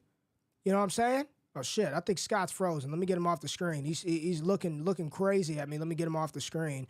Yeah, I would like it. I would. That's why I'm asking you. Zach Moss, Chase Brown. Who's the OC right now in Cincy? Callahan's gone. Who's calling the shots in Cincy? It's Dan Pitcher, who's been in the organization, basically the OC, and waiting for years. So I don't think it changes much, but he has spoken how he does like to change up the formations more than they have in the past, because they've always just lived in 11 personnel. Notice they have not signed a receiver. So they're going to draft a receiver, but that doesn't mean they just draft, Malik Washington and he's the new Tyler Boyd. But I think if they draft a receiver like Malik Washington, what are people going to say? He's the next Tyler Boyd. Yeah, he's the next Tyler Boyd. And I don't think it's fair to put that on a 3rd or 4th or 5th round receiver. I think it could turn into they rotate a bunch of guys behind Chase and behind Higgins. They're not going to trade Higgins. I don't think they're going to take Brock Bowers. So just be prepared for them to draft a bunch of skill players. They may take 3 guys. But everyone's going to be like, how do I value this guy other than he's just a piece of the pie in their running back room or in their tight end room? I mean, let me ask you about the tight ends. What if they take Ben Sinnott in the 3rd, Ray? Do you have any interest? Their tight end room's shitty. It's Mike Gesicki, who has had no value for years. This team has sought out a tight end, and Burrow has supported tight ends. Not to like a great degree, but whoever his guy is at tight end, Tanner Hudson, Hayden Hurst, CJ Uzama, like they post some top 10 weeks. They can post top 15 seasons. So I just think it's going to be gross. They're going to add 3 guys, but none of them are going to be in the first 2 rounds. Yes. So there you go. Yes. That's what I think. I would be in. If they draft a tight end, I would very much be in. 76% of their offensive personnel groupings were out of 11 personnel in 2023. I would be very much in on that offensive situation. Thank you, young man. Little man brought my phone to me. Let's keep the thing moving and talk about the Tampa Bay Buccaneers. Scott, Baker Mayfield, 3-year deal. Mike Evans, 2-year deal. Chris Godwin, Rashad Bell, Cal White is back. I don't think they're going to address anything that's going to impact us early. From a fantasy perspective, I would love to see them add a center. They lost Ryan Jensen. I think adding a player like Jackson Powers-Johnson would do the offense wonders. But ultimately, I don't think there's a lot early. Yes, we've already discussed the fact that every team can draft a running back, take a wide receiver. I think the skill position players for Tampa Bay, man, they're set. I think you want Cade Otton. Yes, they probably need to upgrade the backup running back behind Rashad White and have insurance, but I don't foresee much changing with his role. You've got your 2 wide receivers. Maybe they address that. I'm seeing late round 1 as the Mike Evans heir apparent. Adonai Mitchell most frequently mocked to Tampa Bay. But honestly, walking out of the draft, I think I feel the same way about the Tampa Bay Buccaneers as I did going in. Okay, so with pick 125, their 4th round pick, the Buccaneers select running back Ray Davis. Pairing him up with his OC from Kentucky this year. How would the community feel? Because I think that is a team that is going to take a running back. Yeah. They have 3 picks between 92 and 125. Yes. How would people feel? 92% of folks wouldn't even fucking know that, first and foremost. So unless they listen to this show or they're paying attention, like they wouldn't even know it. I feel no other way. I don't think Ray Davis comes in there and takes Rashad White's job. No. Is the guy they draft viewed as the clear number 2 back, which would probably push him into at least the okay? That's what I'm asking, because people are going to see that as, I think, a spot where do they think he takes over the job from Rashad White? No. But I think this feels like a situation where if it's any of these running backs we like, Ray Davis, Will Shipley, Bucky Irving, Marshawn Lloyd, I think they are immediately viewed as the handcuff, the number 2 back, which will push them into the 2nd round. But it is a guarantee that a guy that goes to this situation, it feels like this could be a trap pick where we think they need a running back. But how do we know they really would view that guy any more than they view Chase Edmonds or Sean Tucker? And we don't think those guys are much either. But I think whoever running back goes here will get steamed up to where, man, Rashad White, I don't think he's that great. Like, this could be this is the Kendre behind Kamara. This is the Tank Bigsby behind ETN, where people will like this landing spot. So I think I'm just putting that out there. That's what I think they'll do. All right, let's keep the train moving and talk about the Baltimore Ravens. Scott, Baltimore Ravens. Again, new offensive, I want to say maybe outlook on how to win. Because I think what Baltimore realizes, you still better have some more weapons. Like, look at their current listed wide receiver core. They've got 5 guys. And of the 5, only like 2 of them you've even really heard of. I think their starting wide receiver room right now is Zay Flowers, Rashad Bateman, Nelson Aguilar, and then behind them, you've got Tylan Wallace, and then there's some other cat that I've never heard of. They just signed Deontay Hardy from Buffalo. Oh, yeah, so Deontay Hardy. Let's get him out there. Some more undersized receivers for Lamar not to be able to throw the ball to.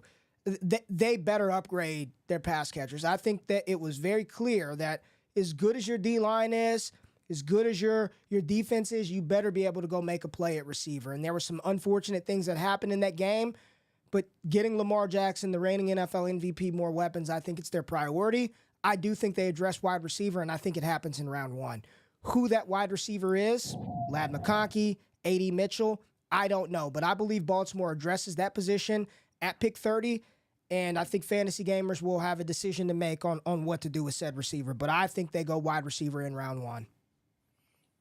See, I'll just say this. I think this is a team where they could actually trade up to take a tackle because you can't trust Ronnie Stanley. They lost their other tackle. They lost 2 other starting offensive linemen, 6 starters on defense. How would you feel, Ray, if they use 7 of their 8 picks on O-line and defense, and the only guy they draft is, a random receiver that complements what they already have, but they draft Jalen McMillan in the 3rd, and that's the only skill player they take? Because they have a lot of holes. People just assume they're one of the best teams. They lost 6 starters on defense. They have a new defensive coordinator because they lost McDonald, and they lost their offensive line. And this is a draft if they're at pick 30 and there's one of these tackles that's slipping a little bit, like I saw a mock today where they got Amarius Mims at 25. They traded up because he fell. That feels a lot like what the Ravens would do versus take a receiver, doesn't it? And then what? It feels like that's the sound, logical football thing to do, but the clock is ticking on that Lamar contract. I drafted it all. Here's the thing. You can get O-line. I don't think this is the year where you trade up for O-line or receiver. I don't think that. I would not be doing that at all in this class. I'm not trading up for O-line when you can get Mims, Graham Barton, Jordan Morgan, those guys at the back of the Paul out of Houston. You don't trade up for O-tackle in this class, not this year. You don't trade up for receiver, not this year, not this class.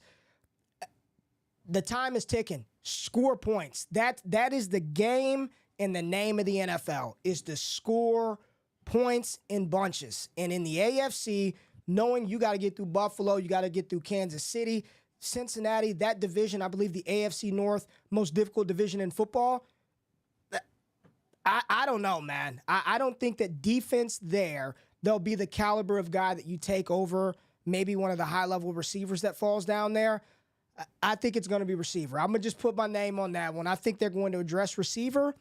And how the fantasy community would react to that, I don't think it would be positive. I think people would not really know what to do because you got Zay Flowers, you've got Andrews, people still like Likely. You have Derrick Henry there, and Lamar Jackson's going to run the ball 100-plus times every year. So I don't know, man. I really don't know. I think all of these things bode well for Lamar Jackson. If they go O-line, good for Lamar. They go receiver, good for Lamar. You've got Derrick Henry, good for Lamar. I think all of these things are good for Lamar Jackson, and maybe as an isolated thing, maybe not as great for fantasy football, Scott. Pick 113. The Ravens select Braylon Allen. Where would he go in rookie drafts? Mid to late second. Would it be too high? Yeah, because Braylon Allen's not that good. So, yes, it would be too high. All right, let's move on and talk about the Houston Texans, Scott. Houston Texans on the clock. They are no longer picking in round 1. They don't give a damn. They're just loading up. Team is looking crazy. Stephon Diggs, C.J. Stroud, QB1, keep trade cut. How are we feeling about Houston coming out of the draft? I mean, you could definitely take off the table that this team probably takes a receiver in the first 2 picks that they have. I mean, they pick 42, they pick 59. Would you say you'd be shocked if they used either one of their seconds on a receiver? I'd be shocked at this point. Yeah. If they do take, I mean, this is one of the teams I would mark as the least likely to take a receiver. But given how many receivers could go in the first 4 rounds or so, how would you feel if they did take a receiver? They have 2 other picks inside the top 120. So they have 4 inside the top 120, but they don't have any picks inside the top 40. So how would you feel if they did take a random, Jermaine Burton or Javon Baker or someone like that in the 4th? Would you be at all interested, given that they do have C.J. Stroud as the quarterback and they do potentially have a couple receivers vacating next year, or would that just be it's a blind spot for I'm just not interested? Let somebody else take on the clogger. I'd be interested just for ADV purposes because at that point, it could be Javon Baker in the 7th round. He's better than Nico Collins, and he's taking over for Nico Collins next year. There are certain receivers in this class. If it's Malachi Corley, Javon Baker, Jermaine Burton, if it's one of those guys, Troy Franklin, somehow he's in the 3rd round, he goes to Houston. It's Tank Dell all over again. Nico Collins is a bum. Yeah, he'll go for 1,400 this year, but you know what? Houston had just let him walk after that, and it's going to be the Troy Franklin show in 2025. So for ADV purposes, sure, I'd have interest, but for my own personal sake and the advice that I would recommend to the community is it'd be an overblown situation, and I'd have little to no interest in acquiring that player for fantasy scoring purposes, man. Yep, I agree. They're a tough team to really expect that they have any skill players that you would be interested in any of the levels. So let's move on. Let's move on. Tennessee Titans, they picked 7th overall. I don't think it's a stretch to say that I believe that they're going to take a tackle. Whoever that is, Olu Fashanu, Joe Alt, Talisi Fuaga, seems like they're going to upgrade their offensive line. How are we going to feel about Will Levis and the Tennessee Titans walking out of the draft this week? I think you got to feel pretty good about their approach to Will Levis. It seems like they're trying to give him everything that they can give him for this year. This is his audition year. They're going to take him on offensive lineman probably. I do think there's a chance they do take another receiver. I mean, they do have pick 38, I believe, in the second. Is their only second, and then they don't pick again until 106. So I actually think this could be a team that, again, just like Texans, they don't take anything that we have to analyze for fantasy. But they could take stuff that makes the offense as a whole. Maybe they could go 2 offensive linemen. You know, given they just hired Bill Callahan, like they could go 2 offensive linemen and just say, we have enough playmakers to make it work, and we can just use some of our later picks maybe on a couple shots. But I don't think anyone would be interested in a tight end here. I don't think anyone would be interested in a running back here. And receivers, I mean, you can't be interested in a receiver if he's a day 3 pick, even though it's maybe a decent shot that guy could be the number 3 receiver. This probably isn't the spot. So I think it's this is just another one where I hope we don't have to analyze anybody and surprise us. All right, Scott, let's talk about a team. You talked about New York. We're going to talk about the Jets, not the Giants. So the Jets, let's talk about that. Did you see the old school Jets logo? I want to pull the old one out. The Jets, we got old Aaron Rodgers. Did you see Aaron Rodgers today throwing the ball to Garrett Wilson? That clip hit the old X-Waves. Did you see that, Scott? I didn't. I did see your tweet about the calf atrophy, though. That kind of stuff interests me. I saw that. Yeah. I did not see. Was that the same clip where he was throwing to Garrett Wilson, or was it different? He was out there dropping back. And what's interesting about that clip is he ruptured his left Achilles tendon. So you could, if you go watch the video, the first thing that my eyes went to was the atrophy on his leg. And you can just, even from a distance, you can be like, holy shit, his leg is much smaller. And then I posted a picture of what my leg looked like when I started rehab. But the thing is, it's his left leg. So it's not his plant foot. It's not the leg that he's dropping back on, planting, and using that to drive. I believe Kirk Cousins did rupture his plant leg Achilles. Again, I'm not their doctors. I'm not trying to. Your leg is just, and doctors commented on my post, and they were like, "Yep, that's what happens." And no matter how hard you try, you ain't getting the same type of girth and size back on that atrophied leg. I don't know, man. It just makes me a little because I look down now and I'm like, damn. And I worked hard, man. You've seen me in person. I've got big legs. I do as much squats and calf raises as I can, and it still has not regained that size that it had pre-injury. Neither here nor there. Rodgers is back. You've got Garrett Wilson. They add Mike Wilson. You've got Breece Hall. They bring in Tyron Smith. The Jets are all in for the next couple of years. Brock Bowers is the pick and the name that most people associate with them. What do you think the New York Jets end up doing, and how would the fantasy space react to them selecting Brock Bowers? And I think there were a couple of people in the chat earlier who said Rome Odunze to the Jets is a sneaky landing spot as well. I mean, I think they can probably look at either Bowers or a receiver in the first, and it wouldn't shock me. Just because they are looking to what do we need. I mean, you could see them just draft because their GM and their coach is drafting for their job as well. This isn't if we draft Brock Bowers and it doesn't work out, like he's going to be a good long-term play. So I could see them take Bowers. I could see them take a receiver in the third, Bowers in the first, and a receiver in the third.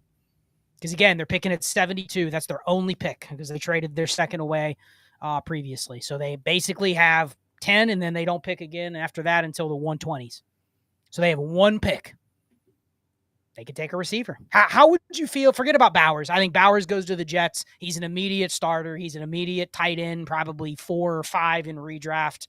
Probably the best option other than Garrett Wilson on the team. I think that's easy. How would you feel if they took a mid-round receiver? Given that they have Garrett Wilson, but then they have Lazard and Mike Williams. It's just kind of guys people don't like or not excited about. Let's say they take a guy that's a little different. They take like a Corley in the 3rd. How would you feel about that? Could Rodgers support, the narrative? Absolutely. Rodgers doesn't support rookie receivers. Would you be in on that guy? Absolutely. Because Mike Williams, I don't trust his health. They need weapons, man. And this is. Yep. I think all these things can be true. I definitely believe that Rodgers could support and help facilitate success from a fantasy perspective from a young rookie wide receiver. But I think the more logical outcome is A, Mike Williams, if healthy, probably a lot better than fantasy gamers giving him credit for. B, Garrett Wilson should be in line for that monster Trinity type season that we talked about prior to last season. And 3, we talked about Bijan Robinson, Jahmyr Gibbs, Breece Hall should be absolutely fed this season on the ground, through the air. He should have not only increased volume, but efficiency should be there as well. Volume in the right places. He got so much volume last year. A lot of it was inefficient touches. They had no choice but to slam him up, 8, 9-man fronts. Breece Hall should face some very good running lanes this year. I am excited about what this offense can do, and what helps the offense out that is an underrated sort of accelerator of fantasy points and success. They got a great defense. So they should be in very good situations from a field position standpoint to just yield more opportunity for Aaron Rodgers to do the things that Trevor Siemian and Zach Wilson couldn't do, which was feed the receivers in the red zone, matriculate the ball inside the 20.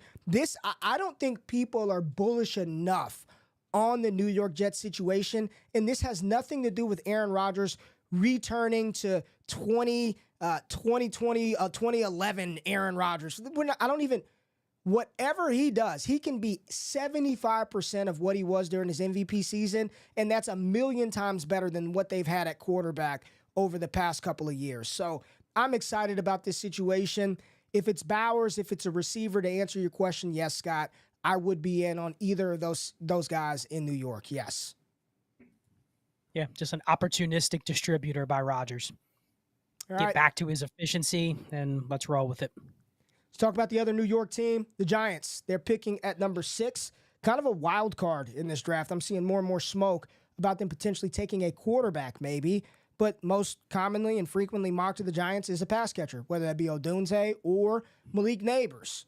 What do you think? What do the Giants do, and how do we feel about them?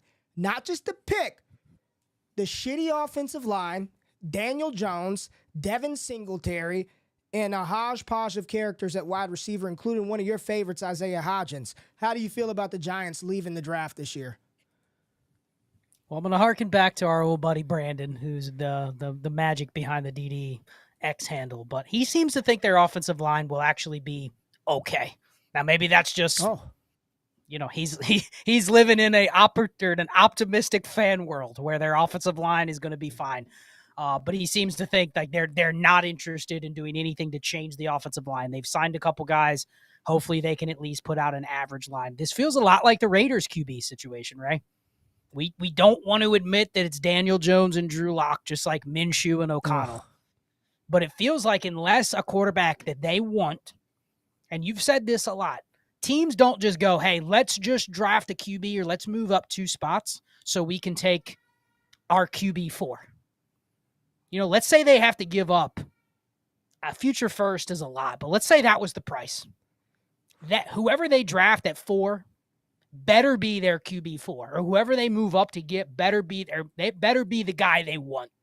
It's not a dynasty league where you go, oh, there's 4 in the tier. We'll just take that guy because he's the last one in the tier. So I don't think they take a quarterback, and I don't see how you can't like if a receiver, if they draft a Dunze or they draft Malik Neighbors or even Marvin Harrison. How can you not like a guy, Ray, you could project for a 25% target share as a rookie? Now, I'm not making any promises of how good those targets are going to be or how many that's going to be. But are you really thinking Wan'Dale Robinson or Darius Slayton or Jalen Hyatt are taking targets from Malik Neighbors? No. Or is this a This is it. He's Drake London as a rookie. He's Garrett Wilson as a rookie, right? He comes right in. He's the best player on the team. Yes. So I think people will fade for no reason, but to me, this is the best landing spot of the draft for a receiver. Let's go. Other than maybe the Chargers. But this is probably the best spot, I would think. Whoa, Nelly, hold on now, Scott. Chargers being one of the... Let's talk about that here shortly, but I want to go crazy still because I think the next team that we're about to discuss, I'm seeing a lot of people talk about the Giants and Brock Bowers being just a gold mine if they took Brock Bowers at 6. I'm going to tell you the dark horse team that I think could be in play for Brock Bowers, and I am very curious to what people would think if this team, let me pull them up on the screen, Scott. Who do you think I'm going to list off here? Who do you think it's going to be? It's a team we haven't talked about, right? Correct. Yep. We've got like 7 more teams left to go. I mean, we've already talked about a lot of them. The only ones I could think of that hasn't been mentioned yet. I mean, I was going to say the Rams, but I think they would have to trade up though, because I think the Rams and the Bengals would be 2 spots where people would absolutely fall in love with Brock Bowers. Yeah, but they pick back to back, and they pick far enough down where I don't know if he's going to be there at 18 or 19. But man, I think this is a team that could move up. This is going to be a different team.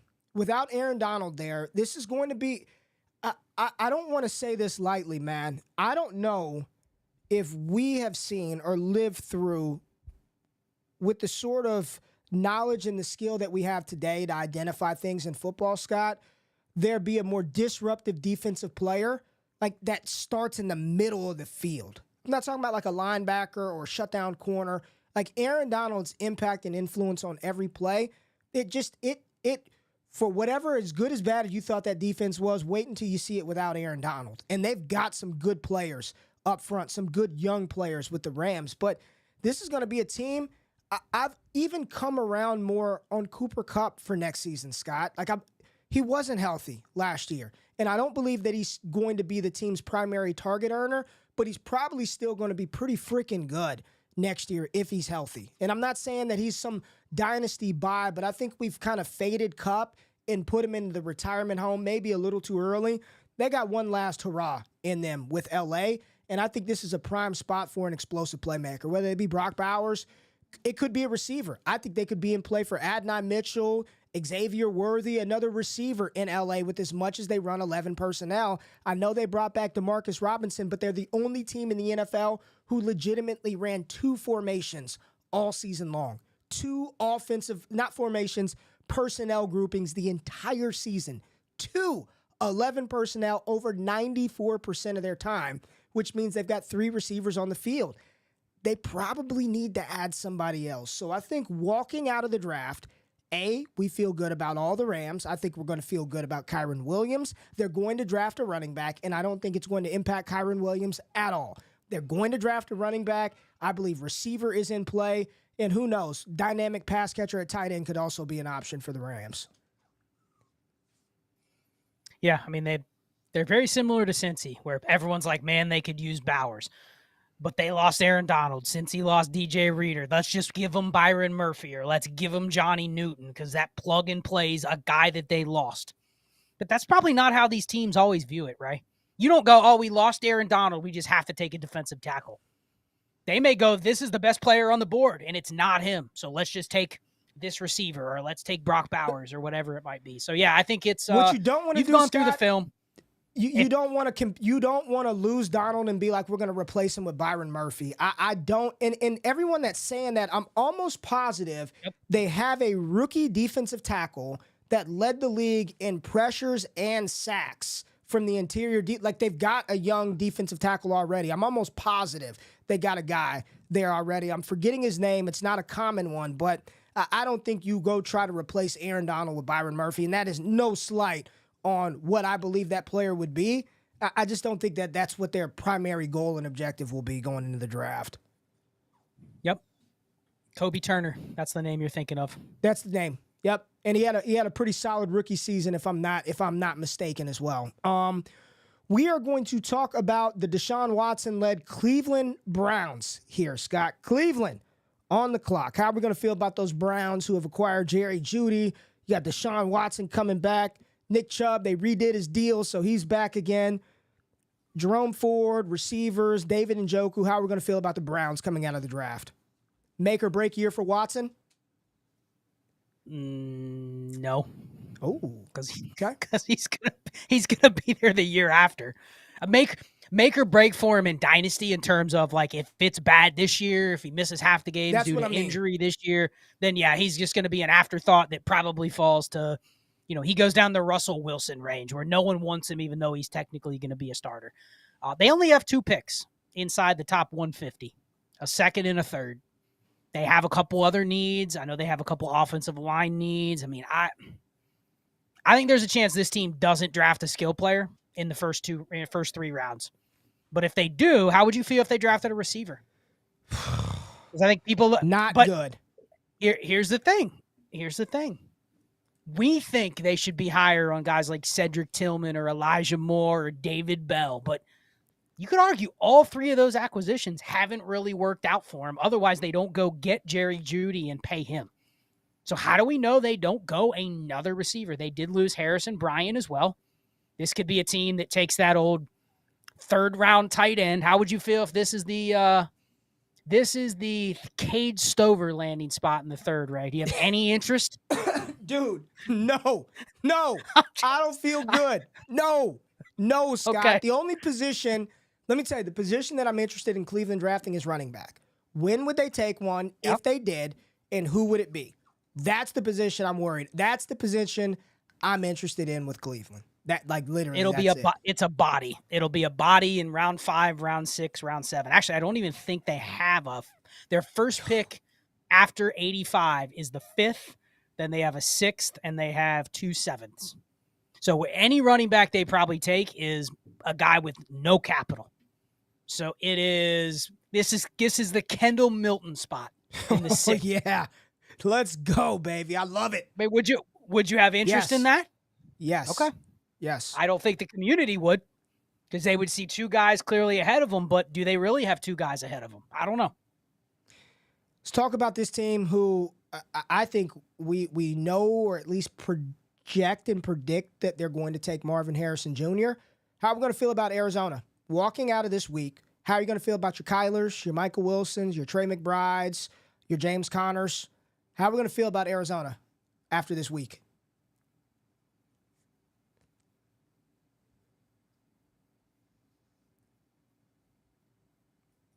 I think you're still on mute, rookie. Think you're on mute. That's 2. That's 2 strikes. Dude, okay. I know we've been off for a week. Normally, I'm the one who has the technical difficulties. That's your ass. That's 2 times today, man. You're up. That's twice. Okay, so Arizona has the most picks in the top 100.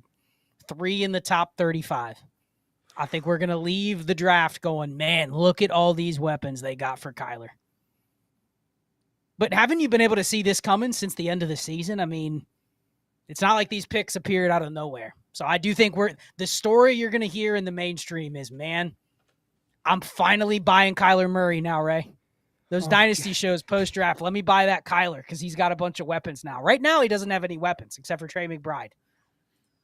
But I think let me ask you this. This is the one question I have. I don't think they take a tight end we're going to care about.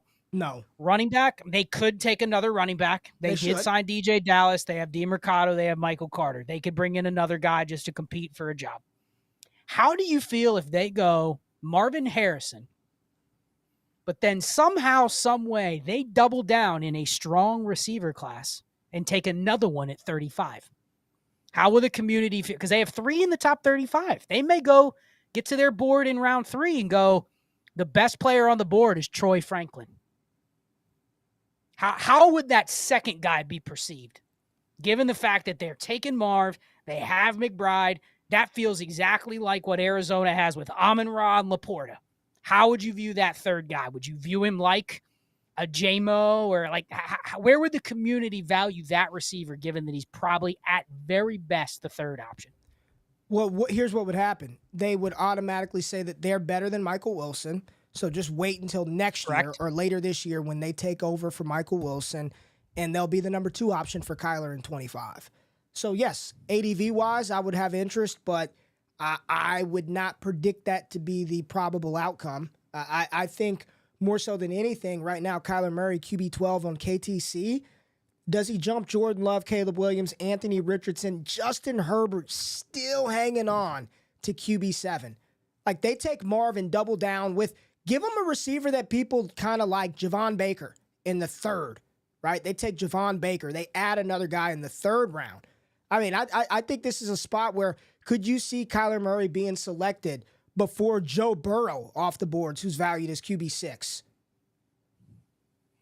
I mean, I think it's, honestly, knowing this, who are you more interested in a 1 to 2 year window, Justin Herbert or Kyler Murray? Kyler Murray. Okay. Say they take Ladd McConkey and Marvin Harrison. I'm just saying. I don't think you can go trade Justin Herbert for Kyler Murray, but I do think there's a world where his KTC ranking jumps up 5 or 6 spots, where he's up there with A-Rich, he's up there with Burrow, and I don't think you'll be able to make those pivots right now. It's probably too late, but if it isn't, you got 4 days to try. And that's, you got 4 days, Scott, because we've known that they were probably going to take a receiver early, but there's a difference when you see Marvin Harrison and this player and Trey McBride, and the offensive line was good last year, and they added Paul from Houston in the second round. Like, you're just looking like this is, how on earth would you take Caleb Williams over Kyler Murray? No. And they play in a division with other good offenses, and their defense isn't great. So it is setting up for probably a big offensive year for whoever that is. And if I'm not mistaken, Kyler Murray pretty good at scoring fantasy points, right? I know he came off the ACL, but not bad at scoring fantasy points. We got 4 teams left. Scott, let's round it out. Let's talk about the NFC West. San Francisco 49ers walking out of the 2024 NFL Draft. How are we going to feel about the San Francisco 49ers, who I think they're going offensive line? I don't think we're going to see any sexy splashes at receiver early, but what do? What do? They I believe they probably still need a backup quarterback. And I really wanted to talk about this because I can see them taking a quarterback in the 6th round, 5th round. How would people, if it's a quarterback people like Joe Milton, Jordan Travis, one of these guys, just people already don't like Brock Purdy. They still, I don't know, they tolerate him. But the moment somebody that they like lands in that spot, they're already going to, how are we going to feel about the Niners walking out of the draft? The rational take is we'll feel good. They're going to take offensive line. It's Kyle Shanahan. But let's just get a little wild. They draft a Brendan Rice, a Luke McCaffrey, or a quarterback that people like. What is this situation going to do for certain names that land on the San Francisco 49ers? And you're laughing because have Josh Dobbs.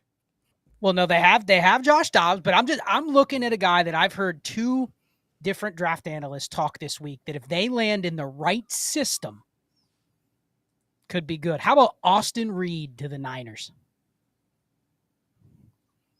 I could see it being one of those where the Western Kentucky quarterback. Okay. Yeah. I'm just saying, I've heard a couple people mention Austin Reed as if he goes to the right system. And this would be the system. You'd go, man, if he ever got in there and they trusted him to get in there. Okay. This team, Ray, they have the most picks in the draft. Now, they don't have a ton of high picks, so people don't really talk about it. But for fantasy, they have picks 94, 124, 130, 132, and 135. So there's going to be a skill player or 2 that they're going to take in there. So I want to ask you this. How do you feel if they take a running back? Because it feels like they do need to take a running back. They're not rolling with Elijah Mitchell and Jordan Mason again. They're going to bring another guy in there. How do you feel if they draft I'm going to put you on the spot. Marshawn Lloyd to the 49ers with one of those picks. Oof. Be good? I like it. I like the fit, but the reality is it's Christian McCaffrey. It's tempered. I like the fit, but it's really, there's probably little standalone value. Absent, would it be worth that player for the week or 2 that Christian McCaffrey's nicked up and he doesn't play? And yes. Marshawn Lloyd is the starting running back for the Niners for a 2-week stretch. Is it worth it? Yes, it would be worth the... if you get 2 starts out of a Niners running back, that is worth your 2nd-round pick. And if it's a running back that has a little ADV, and has enough. We're not talking about a 7th rounder here. We're talking about like a 4th rounder because they have 4 picks in that range. Does that mean this player was worthy of a 4th? Maybe, maybe not, but they have 4 picks. They have to pick somebody. So let's say they draft a guy like that. Yeah, I think it would be a player that would go in the mid-second that you would go, that's a wasted pick because he'll never play over CMC. But 2 years down the road, you go, damn, those 3 games Marshawn Lloyd got 18 touches. Holy shit, that was worth my 208. So yes. All right, let's talk about the Kansas City Chiefs, the world champs. How are we going to feel about KC? And we don't have all day to talk about the legal implications and the fallout from Rashee Rice, but knowing what's going on with Rice, the fact that they invested, some money into Hollywood Brown, I did the mock today and I had them taking a cornerback at 32, not a damn wide receiver. So where are you at with Kansas City, and how are we going to feel about Pacheco? Again, this seems crazy, but I feel like Kelsey is being slept on. Talk about don't sleep on somebody. It might be Travis Kelsey, who we didn't know. I mean, I was weary that he was going to call it quits with his brother. It made a lot of storyline sense. You got billion dollar booty at the crib. It made sense to me, but he's back, and it seems like he's fallen right back into the role where he's going to lead the team in targets, receptions, yards once again in Kansas City. Scott, Chiefs, how are we going to feel about him at the end of this draft? Yeah, I still, if I had to bet, this is not going to be a team that drafts a skill player in the first 2 rounds. So they have 32, they have 64. Let's say no skill player there. Where I think you always get caught up on the Chiefs is, say they draft one of these talented receivers in the 3rd or the 4th, that it's not clear enough to say, okay, I got to push that guy ahead of Hollywood Brown or ahead of Rashee Rice. But they draft somebody that maybe has a little bit of, I'm just picturing this now. Jermaine Burton is a Chief in the 3rd. And maybe he falls because of the character issues that everyone keeps mentioning. Let's say Jermaine Burton is a Chief in the 4th. How do you think people would feel about a volatile receiver that dropped due to off-the-field issues, which the Chiefs are not opposed to going after something that is volatile? Say they draft a guy like that. How would people feel? Would that player be steamed up too high to even care about him in anything other than just he's a best ball dart? I don't know, man. I feel like people are starting to wear thin of the Chiefs narrative. So I don't know how much overreaction people are going to do unless it's a name that people like. It's got to be a name that people like. Okay. If it's Johnny Jermaine Wilson, Burton wouldn't be that name. Jermaine Burton's not the name. Johnny Wilson isn't the name. It's got to be Pearsall. It has to be Roman Wilson. It would have to be Malik Washington. It's got to be one of those names. It can't just be Taj Washington from USC. Like that, people would just be like, he's nobody. Like, I want Justin Watson over Taj Washington. So we got 2 teams left. Let's round this thing out with the Minnesota Vikings here, Scott. Vikings, the team that's seemingly in all of the hot topic news cycles for their quarterback selections and what they're going to do. Are they going to trade up? Do they get to sit back at 11 and land their quarterback of the future? How are we going to feel about Minnesota? Aaron Jones, Justin Jefferson, Jordan Addison, TJ Hawkinson, and a bum knee. This feels like they went from top of the division to like mid to the bottom real quick. That's what it kind of feels like in Minnesota right now. Yes, but it's hard to ignore I think it was Jeremiah the other day that said, you get everybody in a room and the one place everybody's agent wants them to go is Minnesota. This is the spot where they trust whoever the guy is that goes here is where everybody wants to go. Everyone wants to be. They don't have concerns with their guy going to Minnesota.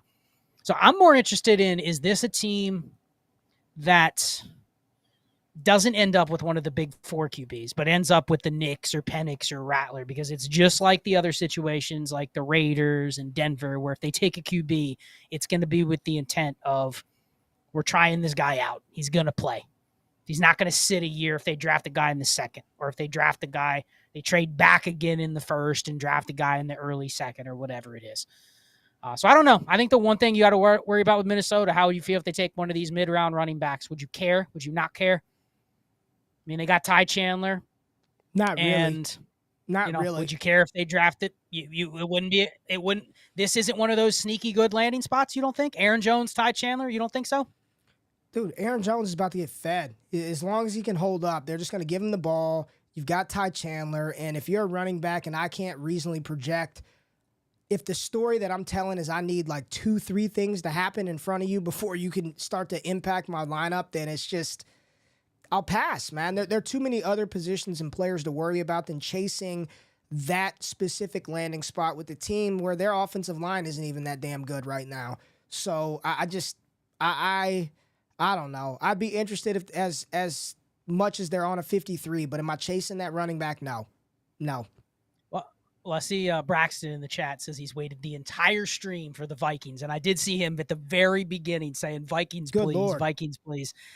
Braxton, do you think the Vikings are in play to take anything other than a quarterback? It feels like this is a team that any of the skill players, right, people are not going to be very inspired. They draft a receiver in round 5, people aren't going to care. They draft a tight end, people aren't going to care. They draft a running back, okay, sure, it's another QB, guy man. on the depth chart. That's QB. it, right? It's QB, and if they don't get one, I am very curious as to what they do. And I have said, and I know people ain't gonna like this. I could see them rolling out Sam Darnold. I really can. I'm not saying that's what they should do. I want them to do. I could see that happening. You've got these offensive savants at creating plays and believing in their schemes can open up things and they can rehabilitate. And I don't know, man. I don't know, Scott. Then I have a follow-up question for you, and we'll end it on this. Do you have any interest if they don't go with one of the top 6 quarterbacks? Any interest if this team drafts, say, Michael Pratt? Somebody like that? Yeah, I mean, because you have to take them seriously, given that there's only Sam Darnold and Nick Mullen, right? Yes. The answer is yes. Yes. Okay.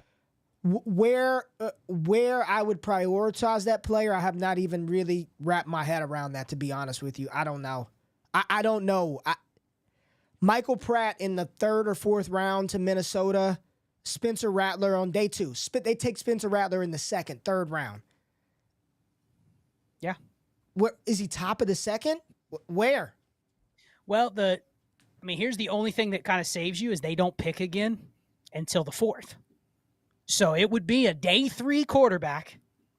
But again, this is a day 3 quarter. Or third. They have no 2nd or 3rd round picks. They pick at 11 when they trade it up, or they have their pick from 11. They have their trade up pick at 23. Their next pick is in the 4th round. Damn. So it's going to be a day 3 pick, and it's going to be but here's the thing. It's a hand-selected QB, knowing they could have traded up and taken McCarthy or whoever. They could have taken Nix or Penix at 23. They didn't. And they drafted Michael Pratt in the 4th. You'd have to take it seriously with that QB room, because you can't say, oh, this is the best place for a system until it is a guy we don't like, and then you go, the system isn't going to help that guy because he's not good. So I don't know. Weird shit happens they're not taking. Draft day. Yeah, I don't think they're taking a running back. Aaron Jones, Ty Chandler, Nwangwu, Myles Gaskins, and they still got Dwayne McBride down there on the practice squad. That O-line, they've only got one left tackle listed right now, just one. I don't know. It's an interesting one. It's an interesting landing spot, but we will wrap up. I'll just say this: the crazy one that's never going to happen. I'm putting this out there just in case it did happen, that you could replay this as like one of the all-time greatest calls. Wouldn't it be fun if this was the team that just threw everything on the table to get Herbert and just traded all them picks to the Chargers? What a segue, because we end talking about the Chargers. I had a conversation. I forgot we didn't even talk about the Chargers. We did not. This is a hell of a segue to the end of the show. Oh, man. Had a conversation with Jay Rich today, and we're going to discuss this more and wake up tomorrow. Make sure you're there 9 a.m. Eastern time. And he said, Ray, I think more and more that the Vikings are the team that end up trading for Justin Herbert. And as soon as he said, I'm like, dude, you're off your fucking mind. You're out of your mind. What are you talking about? No way. Then he starts breaking down what they have coming up and why they would do it, the money that they could clear, the reasons why the Chargers could potentially do something like this. I guess here are a couple of things. Thor Nystrom today said that apparently Kevin O'Connell, there's some clip that's circulating about him in church, and somebody in the church asked him, and they were talking about maybe alluding to a quarterback. I think it's in play. I don't want to steal Jay Rich's thunder or shine, but when he initially brought it up to me, I was like, dude, you're out of your mind. Like, no, like they would never do that. It makes no sense. And then he starts walking through it, and I'm just like, I can see it happening. If the Chargers truly want to build, and what Harbaugh and company have been saying is they don't want to be the Buffalo Bills or the Kansas City Chiefs. They know that they don't have, there aren't any Patrick Mahomes out there. Josh Allens don't exist. They don't come around often. That's why we don't see guys like that enter the NFL. So there's no point to try to replicate and win the same way that they do. You're not going to beat Patrick Mahomes at his game. You've got to do it different. If they don't want Herbert to throw the freaking ball, move him. If what you're trying to do is play a ball-controlled ground game, dominate both sides of the line, I don't envision a world in which Jim Harbaugh and Greg Roman have done the same thing their entire careers, Scott, and they've been successful their entire careers playing a specific type of football. And you think that now, at this advanced age in life, he's about to say, we're about to air raid this bitch out, go 4 or 5 wide and just rip it 600, 700 times a season? It ain't happening, dude. It's not happening. So I think it's a sneaky spot. Leaving the draft, how do we feel about the Chargers? I mean, are we saying if this happened or no? I'm not saying anything. How are we going to feel about the Chargers at the end of the week? Whatever scenario you want to conjure up, how are we going to feel about LA? I mean, I think if we're going to go with what's probably more likely to happen is they're going to add a running back. They're going to add multiple receivers, but it could be the Bills narrative where they add an offensive lineman and then their running back they add is round 3 and their receivers they add are round 3, round 4, round 5, meaning it's just a conglomeration of players. I'll just say this. If they draft a receiver, I know everyone says, they're probably not going to draft a receiver at 5. Ray, if I told you had a top 5 quarterback throwing to a receiver and they're entering a room with Quentin Johnston and Josh Palmer and Hayden Hurst and Will Dissly, I don't care if they're not going to be pass heavy. If this is a Marv or this is a Neighbors or this is an Adunze, this is just like the Giants, right? That is by far the best player on the roster right away, offensively. And I don't care how many times they're going to throw it, whoever it is, you can probably pencil them in for 25% of those targets. So it's a great landing spot for a receiver if they do it, and don't let anyone tell you otherwise. Herbert's that good, even on low volume. Whatever that receiver is going to get, it's going to be good quality. There it is. All 32 teams. We went through them all, started a little early. There's a lot of draft content that's going to be disseminated this week from Destination Devi. We did have one super chat we've got to hit before we get out of here. This is from Top Miami, who is always tapped in. Shout out to Top Miami. $10 super chat. Trade 112 for Javonte Williams in a 1 QB, 3 wide receiver, start 8, 12-team full PPR league. What do you think? He's got 101, 102, 106, 111. I'm a mid-team at the moment before the rookie draft. So are you moving that 111? I'm at that 112 for Javonte Williams. In a 1 QB, it's a fair price. I think you're going to be hard. If that's what you really want is a running back. Now it's a start 8, so it totally changes the dynamics of, what depth is worth, et cetera. My only pushback would be in a start 8, right? Is Javonte Williams anything to be guaranteed to be in your line? I'd almost rather I'd try to add something to something else and just get off of that 111 for a future pick and just take my chances that it's the 105 next year. Yeah. Hell, add a second and a third to a mid team in your league and get their 25 first. Let them select Roman Wilson at the 111 in a start 8. I just don't want to make a pick there. So if it's really make the pick or trade for Javonte Williams, sure. But that's probably not what I'd be trying to do with a 111 in a start 8, 1 QB. There it is. One more time. Make sure y'all wake up with Jay Rich and I tomorrow morning at 9 a.m. Eastern Standard Time for Wake Up. We'll go through rumors, hot takes, trending topics, all that other good stuff. And Scott, the show that I was running earlier in the draft cycle, Hot Takes and Trending Topics, is back. I will be bringing that back 3 days a week on the channel where I'm just me, myself, unfiltered, talking through whatever the hell everybody else is talking about when it comes to football and sports. It's going to be an unfiltered, unscripted show, so please, profanity will be used. Make sure you don't have the kiddos in the living room when Hot Takes and Trending Topics drops in the evening time during the week moving forward. We got a lot of dope stuff coming, but the biggest, the baddest thing is the draft stream. Y'all make sure y'all are tapped in. We got y'all covered all freaking week long. We're going to hear from Jay Rich before we get out of here. Thank y'all for being here, and we're going to have a damn good time at the NFL draft, man. Appreciate y'all. We out of this thing. See y'all next Sunday night. Peace.